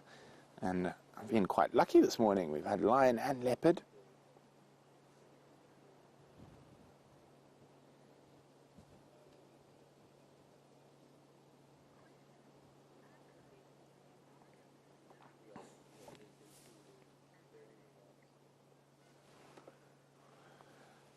So Andrew's wondering, how much food does a leopard need to eat? A male leopard eats on average about, if you take all the kills for a month, on average about 4 kilograms, so just under 10 pounds of meat a day, and a female about 3, so a little bit less, so about 8 or 9 pounds of meat a day. Of course, there are lots of days that they don't eat anything. That's averaging out their kills over an extended period.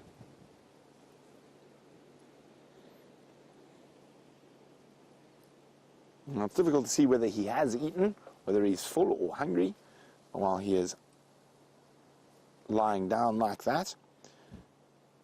But remember, even if he has eaten, all the big cats are opportunists. So if something happens to stumble upon, he will definitely take advantage. And there are quite a few animals in this area. We've seen warthogs, impala not far away, inyala. So maybe his best strategy is to just sleep tight and wait for something to bump into him in this gusting wind.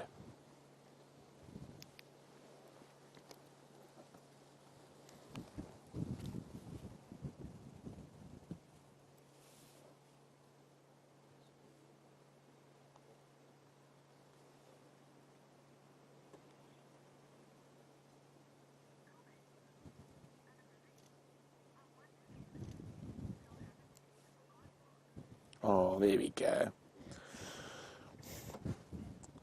Anna Marie is wondering whether Mr. T still has a taste for aardvark. I'm sure he does.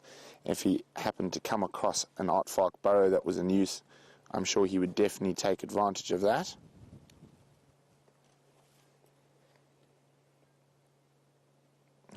There we go. You can see that wonderful big thick neck of an adult male leopard sporting his dewlap. Helps protect him when he's fighting with other leopards.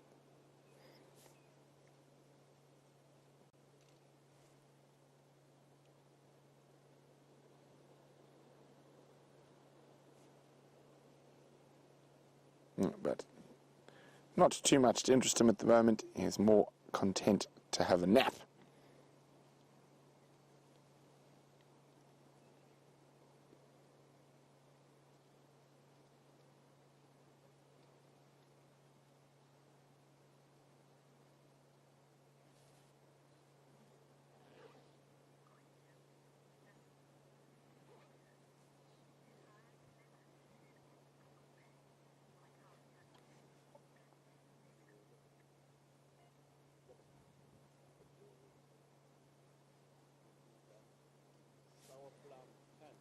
Now, Helene in Texas is wondering, do lions and leopards shed old claw sheaths like domestic cats do?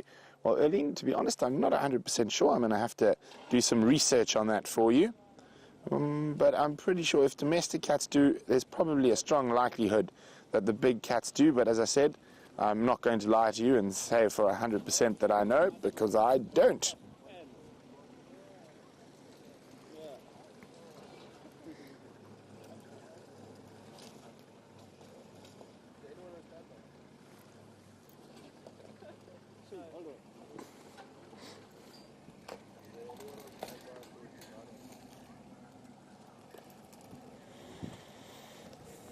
Now, he's an adult male leopard in his prime, and Jeremiah is wondering, how old is Tingana? If my memory serves me correct, he should be about 8 or 9 years old. One of our leopard experts out there, you can remind me, please, hashtag Safari Live or questions at wildearth.tv. How old is Tingana? I think he's about 9, which would mean he's in his prime. Male leopards are in their prime from about 6 to 10, 11 years old. So they have a slightly longer reign at the top than male lions.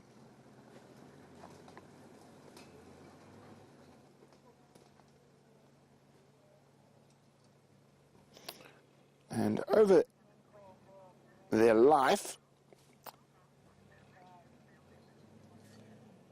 oh, what have you spotted, Mr. T?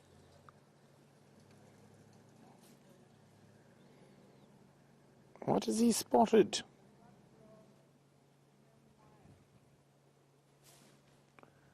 He suddenly got very interested there. Now, Angel was wondering, how long does a male leopard on average hold territory for? So, Angel, about 7 years, sometimes as long as 8 years, depending on the individual. And it also just depends on the area as well and the other leopard densities around. But I think in this area, generally about 7 to 8 years that they'll be on the top of their game, so to speak.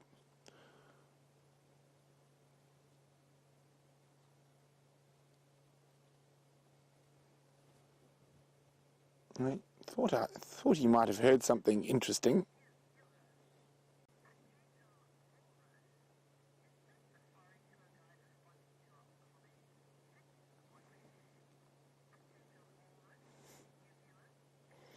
Well, a huge welcome to Potato Walrus, who's a new viewer, and was wondering, do we respond to your comments? Can I see what you're saying? Well, I can't see what you're saying, but I can definitely respond to your comments. And how I do that is we have our directors sitting in a final control room, and they have all the emails and the Twitters and all that stuff out, and they feed it through into my ear. And so we are able to take your questions. So yes, Safari Walrus, and a big welcome to Safari Live. Great to have you on the back of the world's biggest game drive vehicle. Oh, well, the leopard's gone to snooze. But you never know what's going to happen out here. There could be an impala that stumbles into this sighting, makes up, he might grab it. He might sleep like this for the next 6 hours, like all big cats. Leopards sleep quite a lot, probably about on average 18 hours a day, slightly less than a lion that sleeps on average about 20 hours a day. And he's chosen a good spot to rest up.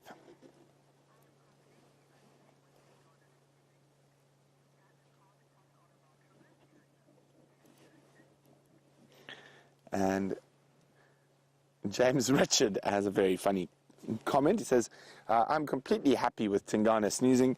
A sleeping cat can't leave our traverse area. That is very true, James. For now, while he's snoozing, we are probably about 1.5 kilometers from the western boundary of Arathusa, where we were driving a bit earlier. So hopefully he finds something within our traverse area that is good to eat.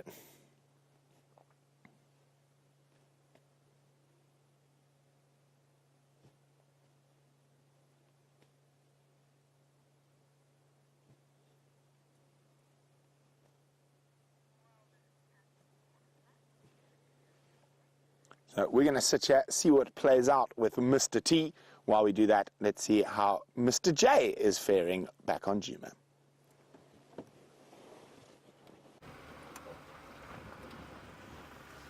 Hello, Sheila. We've just checked the hyena den on Zoe's Road and there was nothing there but a bone, a very old bone. All the entrances have been closed in by bushes and trees. Ooh. Here are tracks of the male lion that we saw at the Balanites tree yesterday evening. He's obviously gone down south over the boundary into Hoffman's to see what he can find there. We're now going to go back to that lion kill and see what's happening there, because I need to see lions. I haven't seen them today. And we only had, I thought, a very truncated sighting of them yesterday morning, because there were lots of people who wanted to come into the sighting, but they seem to have been left fairly sort of free today. So that's good news.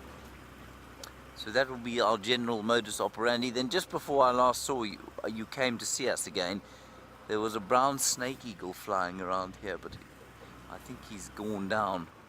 He's found himself a snake to eat. Oh well. I'm sure there'll be others, Brian. No, there he is. Ah, he's flying. Don't fly, bird.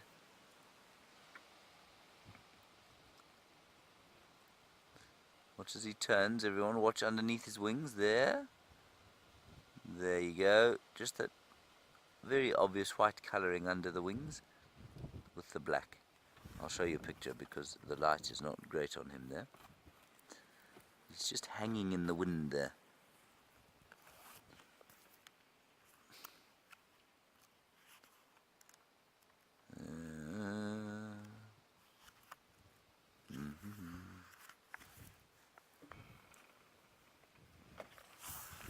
There he is. But what you were looking for, so that's him there. If he's sitting down, you can see that yellow eye quite clearly sometimes. He's got a fatter head than that. He's got a very fat head, which is very obvious. And then the other thing that's obvious is that, over there. When you see him fly, immediately you can see that. It's particularly clear. So that white underwing there, and the brown on the shoulders and the torso. So that is the brown snake eagle. Very nice. Thank you, Brian. I haven't seen one for a while. They're not migratory, so they are here all the time. Still no Wahlberg's eagle.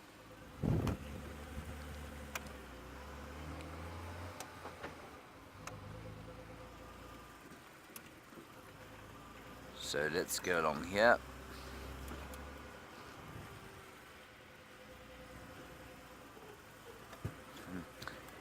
Hello, my budgie. My budgie, you want to know what qualifications you need to do the job that we do. My budgie, well, it's very different for Brian and I, of course. Brian's qualifications are learning on the job, basically. You're a 3D animator by trade. And you've learned your film work on the job. Some of our camera guys are formally trained in camera work, but what Brian and Dave and VM and Jean-Dre and now Eggsy do is very, very different from shooting documentary style because it's live, which means that they don't frame in the same way, they don't zoom in and out in the same way as you would, so it's something that you have to learn while you do it here. I mean, so you can have a background in film, but basically if you have an interest in cameras and a passion for being in the wild, you can learn to do this job. Then, doing what Brent and Jamie and I do, well, yeah, we all trained in a similar kind of fashion, I suppose, and that was as guides, as safari guides. That's basically what we trained to do, and that is a qualification that you can need. I mean, in terms of before we did that, Brent didn't go to university first. He did all sorts of other things. Jamie did law at Cambridge. I did a science degree, I did a biological degree, but you don't, they're three completely different backgrounds. You don't need a degree to do this job at all. That's what we did, but you don't need one. And you can then do any number of training courses in South Africa, or Botswana, or Zimbabwe. There are a lot of charlatans running courses for people from overseas who, you know, come out here for 3 or 4 weeks and they get what we call a level 1 guiding qualification. That makes you legal. It gives you a certificate that says you can sit in the car and you can drive it and you're unlikely to get anyone killed. But basically, to do this job, you have got to have experience. And especially to do the camera job, the job that we do here now, it really does help to have 3 or 4 years under your belt. Just because the amount of information that you need to get out, the conversations that you need to have are very difficult if you're an inexperienced guide. But so there's no, in short, there's no fixed route to doing what we're doing. You've got to be legal, and then it's very much kind of a personality-driven thing. I hope that helps. Brent is still with Tingana. Let's go and have a look if he has deigned to raise his head to us.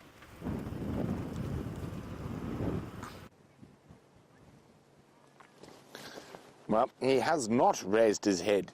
He is still in the exact same position as when you were last with us, but we are hoping that something might wander on and wander in and cause him to spring into action. But what we can do is, what I'm going to try do shortly, is try get another view. Maybe we can have a good look at his beautiful visage. So let's have a look. Where can we go, Dave? I think we can try from the other side opposite him. And look at that. Start the car. Doesn't even raise his head. Holding on, Dave. Okay, I think we're going to have to drop the aerial there as I reverse. Okay.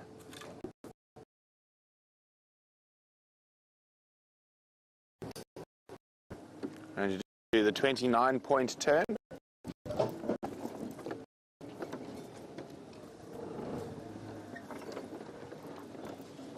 And still not raised at all. Are we, Dave? It's amazing that these creatures often like to take us into some of the most challenging places.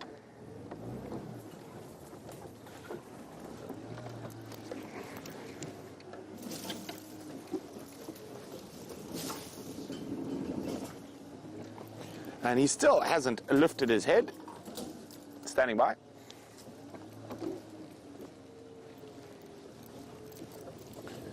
Hey, firm, just me here. More than welcome to come join.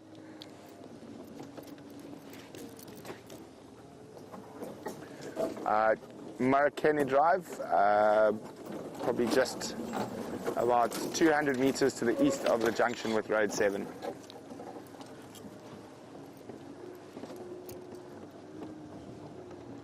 Okay, it looks like we have managed to extricate ourselves from that spot, so let's get stuck into the next one.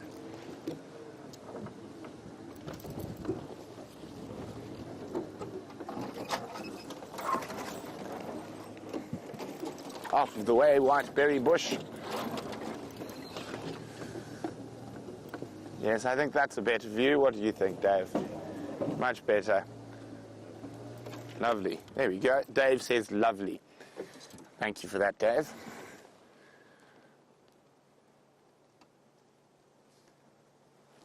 There we go. Hello, big boy. Oh, actually now I can see a bit more of his belly. He does look like he has had a meal. So not too hungry. It's possibly why he's not too worried about hunting about at the moment.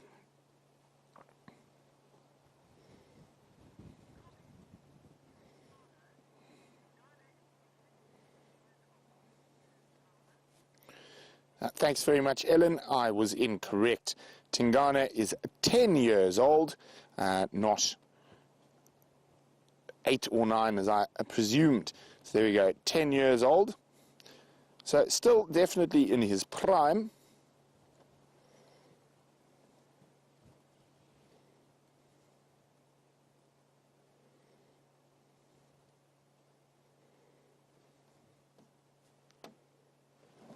Look at that sleepy kitty. Oh, look through there. I just heard something. If you come where you are, in there, a little bit to the right, a little bit more. Where has it disappeared? Oh, it's just gone behind. Oh no, just come back to the right a bit more. So see where this big marula is? So in there. I just heard some little scratching about a little bit to the right. You can hear that chick, chick, chick, chick. There we go. It's a little family of crested francolins. Now, Felicity, big welcome to Safari Live, Felicity. Great to have you on the vehicle. Felicity is wondering, will leopards eat insects if there's nothing else available to eat? They do, Felicity, and they actually quite like flying ants. And I've seen leopards sit over an emergence of flying ants and have a big feast. Now, of course, they are very, very high in protein. The alates, the future kings and queens of the termite world.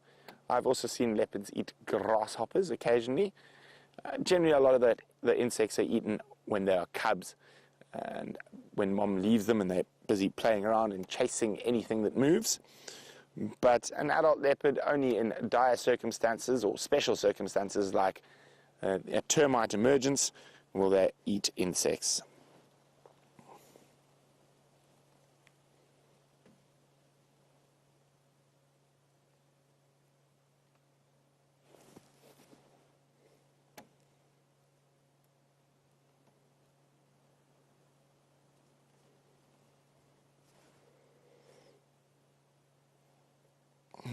Mr. T is looking quite fit and healthy.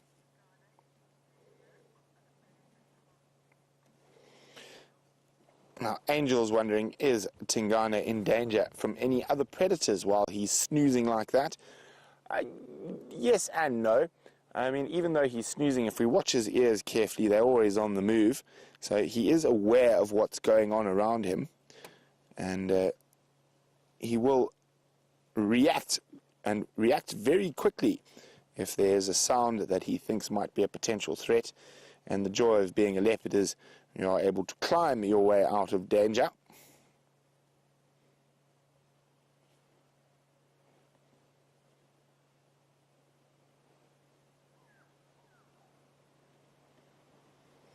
Oh, can hear the wind getting strong again.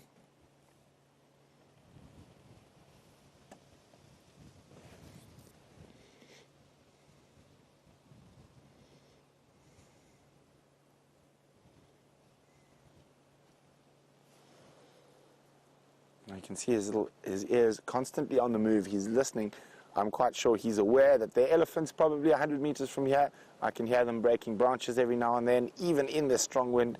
I'm quite sure he's aware of the crested francolins scratching around in the leaf litter a couple of feet from him. And if there happen to be any potential prey moving into the area, I'm quite sure he'd become aware of that as well, or potential threats.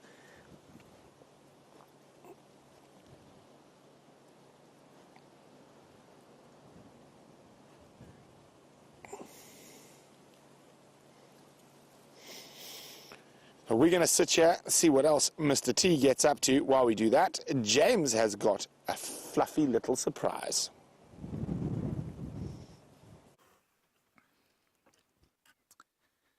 Well, I don't know how much of a surprise it is, everybody. I didn't tell you I was coming here. But here we are, the lions, and one of them is feeding. Well, one cub is feeding. 2 lionesses are having something to eat. A nice breakfast for them of rotting buffalo carcass. Delicious, Brian, isn't it? Doesn't it make you very hungry? Mm.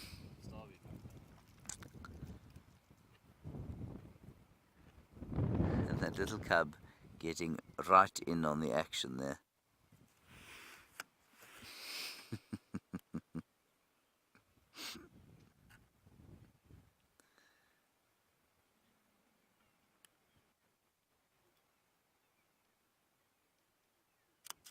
And then, off to the left-hand side here, sort of in front of us, we've got the rest of them. 1, 2, 3, 4, 5.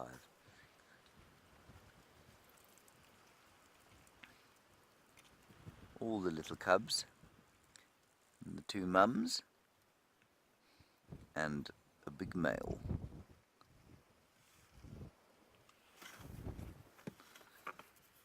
There, Fern, pull in.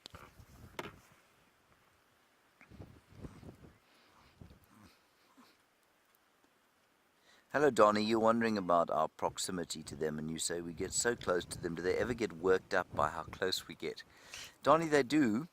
It's not that unusual for them to give us a little warning, which would be a little growl, but we watch their behavior very carefully, Donnie, and then, because they're so confident as lions, they generally don't react to us at all. Now, it's sometimes a little different with leopards. They will, if they feel uncomfortable, they'll get up and move away. And lions will often do the same sort of thing, but sometimes they give you a bit of a growl to say, you know, that's close enough. But, I mean, we've had situations recently, especially with the 3 youngest cubs here and their mother. And what they did was they would come right up close to the vehicle. And then the mum would get up and come and investigate what they were looking at. And she'd lie down within 2 or 3 feet of us. So, you know, they're so confident in their own ability and their own strength and in their own dominance that they don't tend to worry too much about our presence. But I mean, it does, I know it seems totally incongruous, totally illogical.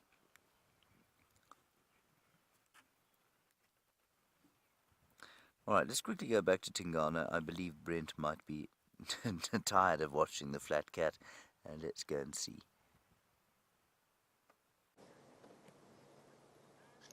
So he's popped his head up. Unfortunately, we're going to have to make space for other vehicles, but we'll definitely come, or one of us will definitely come follow up on him on the sunset safari. You know, well, goodbye, the beautiful Mr. Tingana. There we go. One last beautiful screenshot for you, and we're going to make space. So let's go back to James and the wonderful Nkahuma cubs.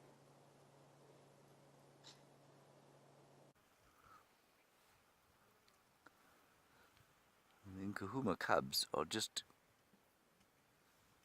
playing in the wind. Now, sorry, I'm slightly distracted by a vulture that's coming in. I thought it wasn't a vulture for a second. I thought it was a gymnogene, but it is indeed a vulture.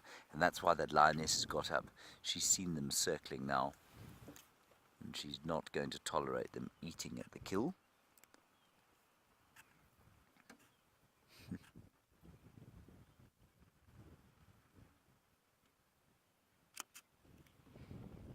It is so sweet.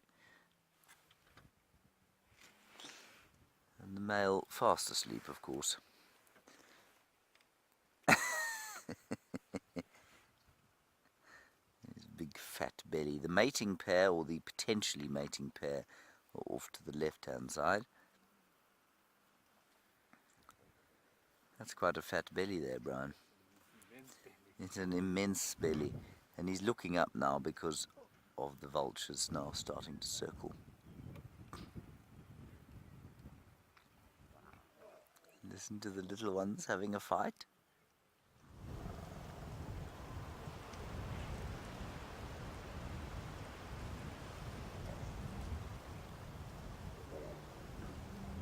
So then I think you're going to struggle to hear the cubs. As soon as we turn the microphone up, everybody, you're going to hear roaring wind. I'll just have to tell you that the cubs are cubs are making those beautiful little growling sounds that they make at each other. And they're already not that soft. Some of them are quite loud noises. And they get quite irritated with each other.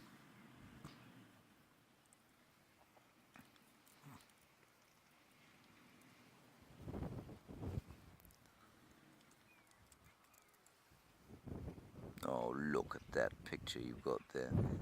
Isn't that sweet?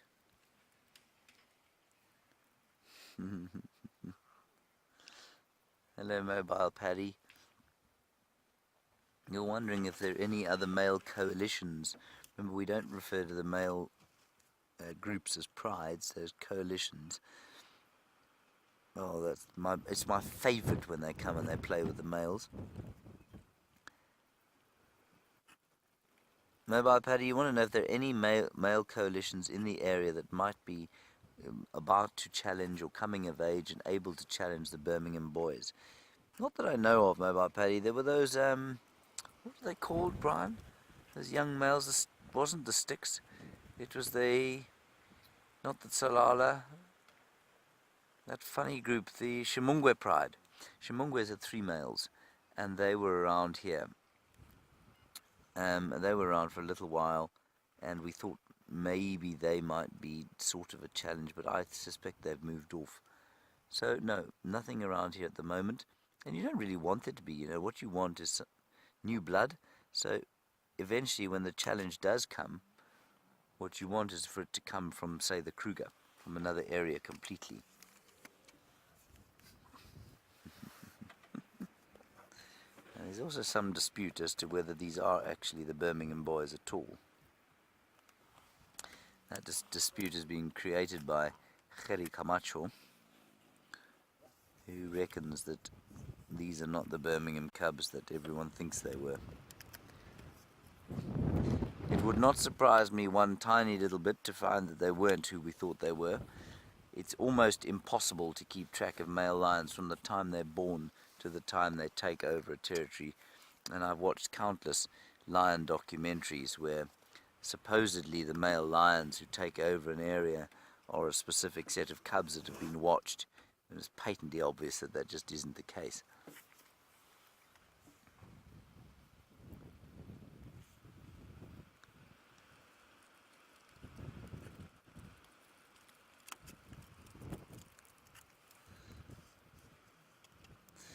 And Sandra, you're wondering why they called the Birmingham... Ooh, the 2 lionesses are just having a little bit of a fight at the carcass there. Despite the fact that they can barely eat because they're so full.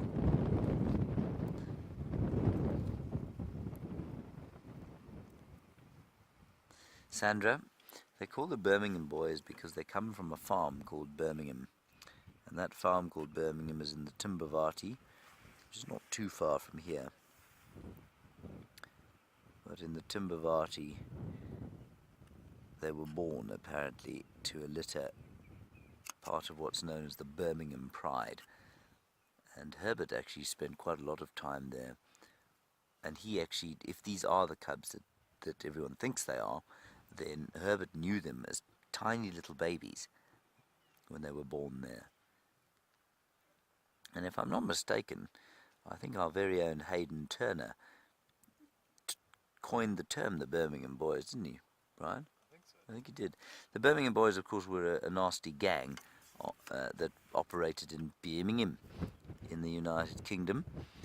And so it was quite an appropriate name for these gangsters.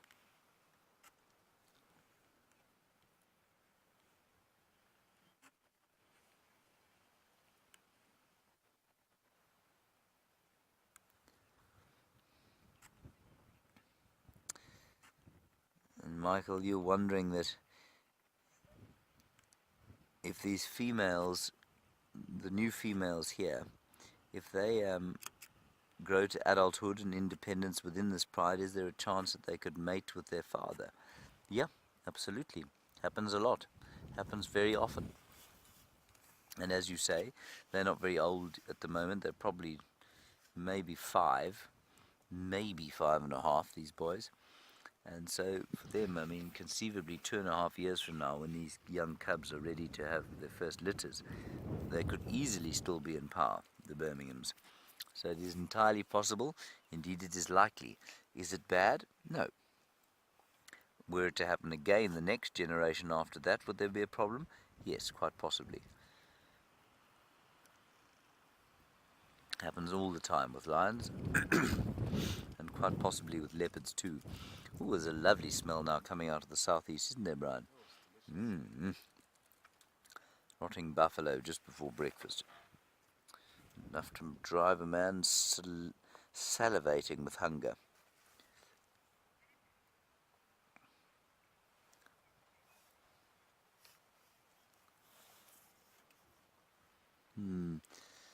I don't know, Bedros, you've got a very good question. You say, can the cubs tell?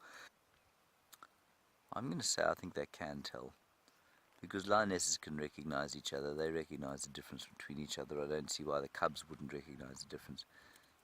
Yeah, so no, I think that they recognize each other. Absolutely, they cross-suckle, but they do recognize each other. I'm just going to move slightly. I think the site of the, well, I don't know. Let's go slightly forward, and then we'll go back. We'll go back towards the kill site. I just want to move here because we'll get a better view of the cubs, but we're not going to have such a good view of the kill. That's now behind the trees. Is it disastrous, Brian? Is it okay? Here comes one of the lionesses. One of the only non-lactating lionesses.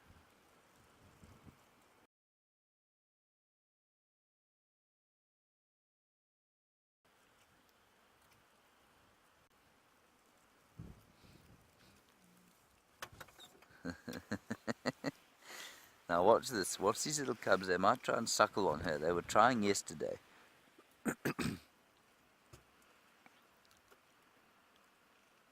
And she got very cross with them.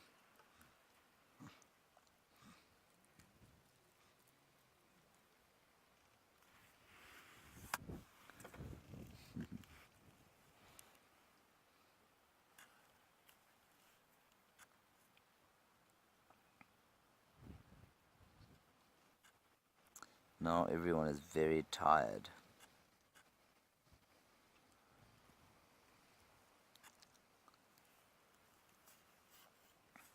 Justin, you've obviously seen some video of lionesses picking cubs up by the scruff of the neck, and you want to know how she does that without causing pain.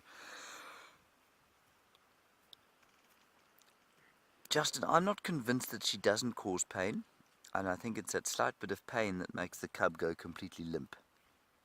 So I think it probably does hurt a little bit, but she doesn't break the skin. And she doesn't break the skin because it's that loose skin that you find on dogs and cats behind the head. And so she doesn't cause them any injury, but I'm not convinced that there isn't a slight bit of pain there. I mean, they're massive canine teeth that she's using to pick them up.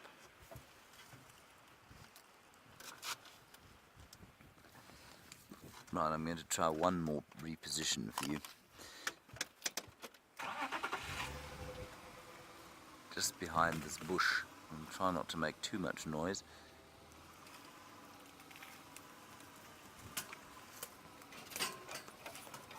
How's that? Is that alright?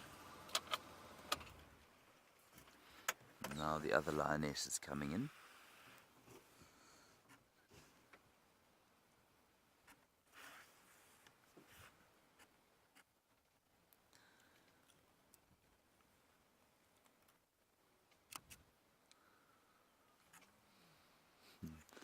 Look at that wonderful lion affection taking place, and that's how their bonds are reaffirmed. See that cub trying to suckle from Amber Eyes there, who very clearly does not lactating. And here comes the other little cub.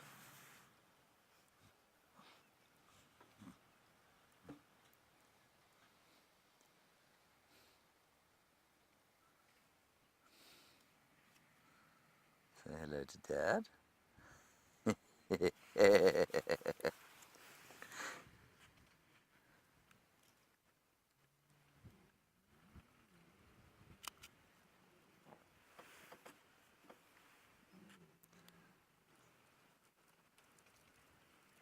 Hello, Kolu. You're a new viewer and you live in Oregon, and it's great to have you with us. And you say, can lions eat spoiled or rotting meat? They can, Kolu, and they do all the time. That buffalo carcass that we've been looking at is very smelly indeed, and it is rotting. But they've got very, very powerful stomach digestive enzymes, very acidic stomachs, and they're able to eat things that you and I struggle to smell, let alone eat. So they have no problem eating completely rotten and what we would describe as spoiled meat. Yeah, no problem at all. Hyenas even more so.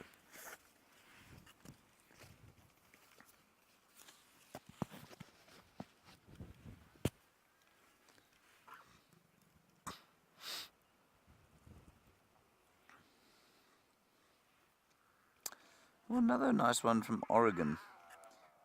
Sally, you're wondering if I think that given how sort of she's reticent that mother of the youngest cubs has been about introducing them to the pride, do I think she'll go away again and have some alone time with the cubs now that she has been at a kill with them and kind of introduced them to the pride? Sally, I'm going to say no, I don't think she will, but I'm not going to say it's impossible that she might. So she could easily decide to take them off and spend some time on her own with them, but I don't think it's going to happen, no. I don't know if you can hear them shouting. We're not going to turn the ambient mic up because the wind is too strong, but they are screaming at the mother, those little things. She's getting very irritated.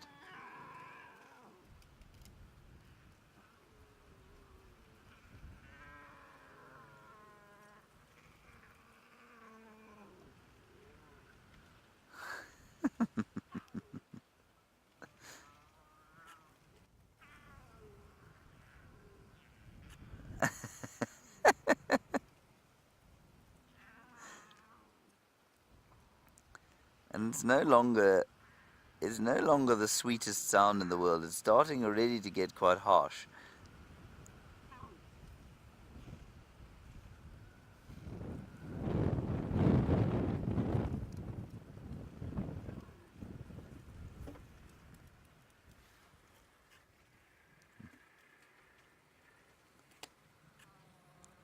And thank you for your screenshots, everybody. It's lovely to have them. They're a great record.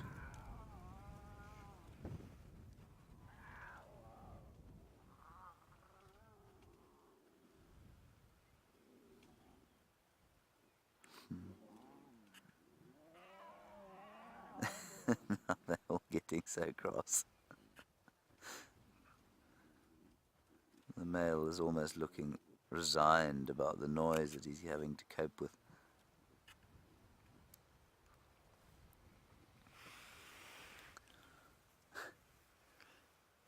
One of them, Brian, if you go over to the left there, has gone to the other male and to the unlactating mating female, or potentially mating female.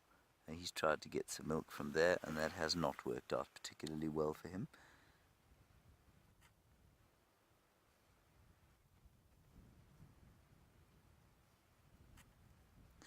But I think Brent is back on Juma. Let's go and find out where he is, and I think he'll probably say, bid you a fond good morning.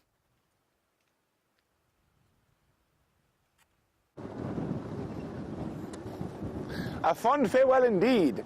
We're on the windswept clearings of quarantine, and what a wonderful sunrise story it's been. The weather has been a little bit trying, but no matter the weather, when the cats are out and about, lion and leopard this morning, and as hopefully lion and leopard for the sunset safari. Well, I think lion we've got in the bank, but we'll definitely go see if we can find Mr. T again. Hopefully Queen Karula makes another appearance.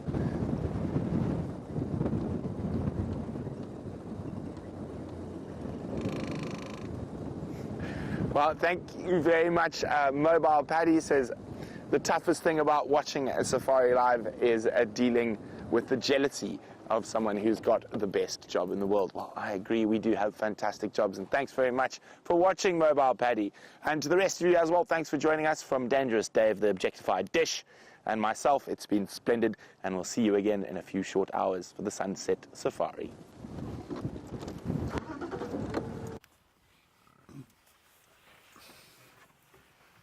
We haven't moved, the lines have moved slightly, but generally the state of play is as follows. To the far left, a mating female, or possibly estrus female, with her consort, who is far too tired to be wooing her with flowers or impala lilies, as was the case I explained to you earlier today. Then moving on from them, we have, I think, 2 of the teddy bear cubs. They're the youngest ones. Probably all 3 of them, they're actually lying next to each other. They're my favourite. And then to the right of them slightly, we've got 2 lionesses reaffirming their social bonds, saying sorry to each other for fighting over the meat despite the fact that there was enough for everybody. Sorry I shouted at you, sorry I hit you on the face, sorry I stuck my claw in your eye, no problem, we'll get over it. Now, one of them is Amber Eyes, she is not pregnant, and then to the right of that, the 3 mothers. The 3 mothers there, and what is either an uncle or a father down below there, and in between them the 5 slightly older cubs. Wonderful little scene. And Justin, you want to know when a meow becomes a roar. These cats never have a real meow. It just sounds a bit like a meow when they're younger, but it's already rasping when they're born. It's already quite a rasping sound, born of the fact that they do have what we call an elasticated hyoid apparatus. All you need to know about that is that the voice box shakes up and down, where it doesn't in other cats. And that's why they have those rasping noises. He is very, very peaceful. That might be the fattest lion I've ever seen.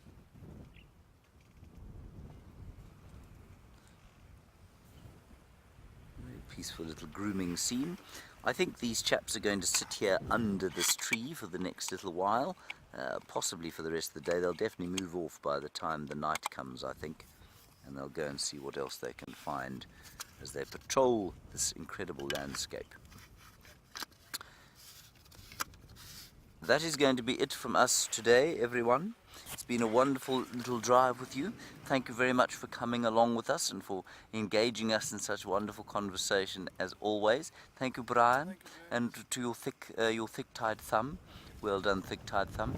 To Louise in the final control, and Rebecca as well. A great thanks to them. Also Brent on the other vehicle with David back from leave looking holidayed and fresh. We'll see you this afternoon at 3 o'clock. Bye-bye.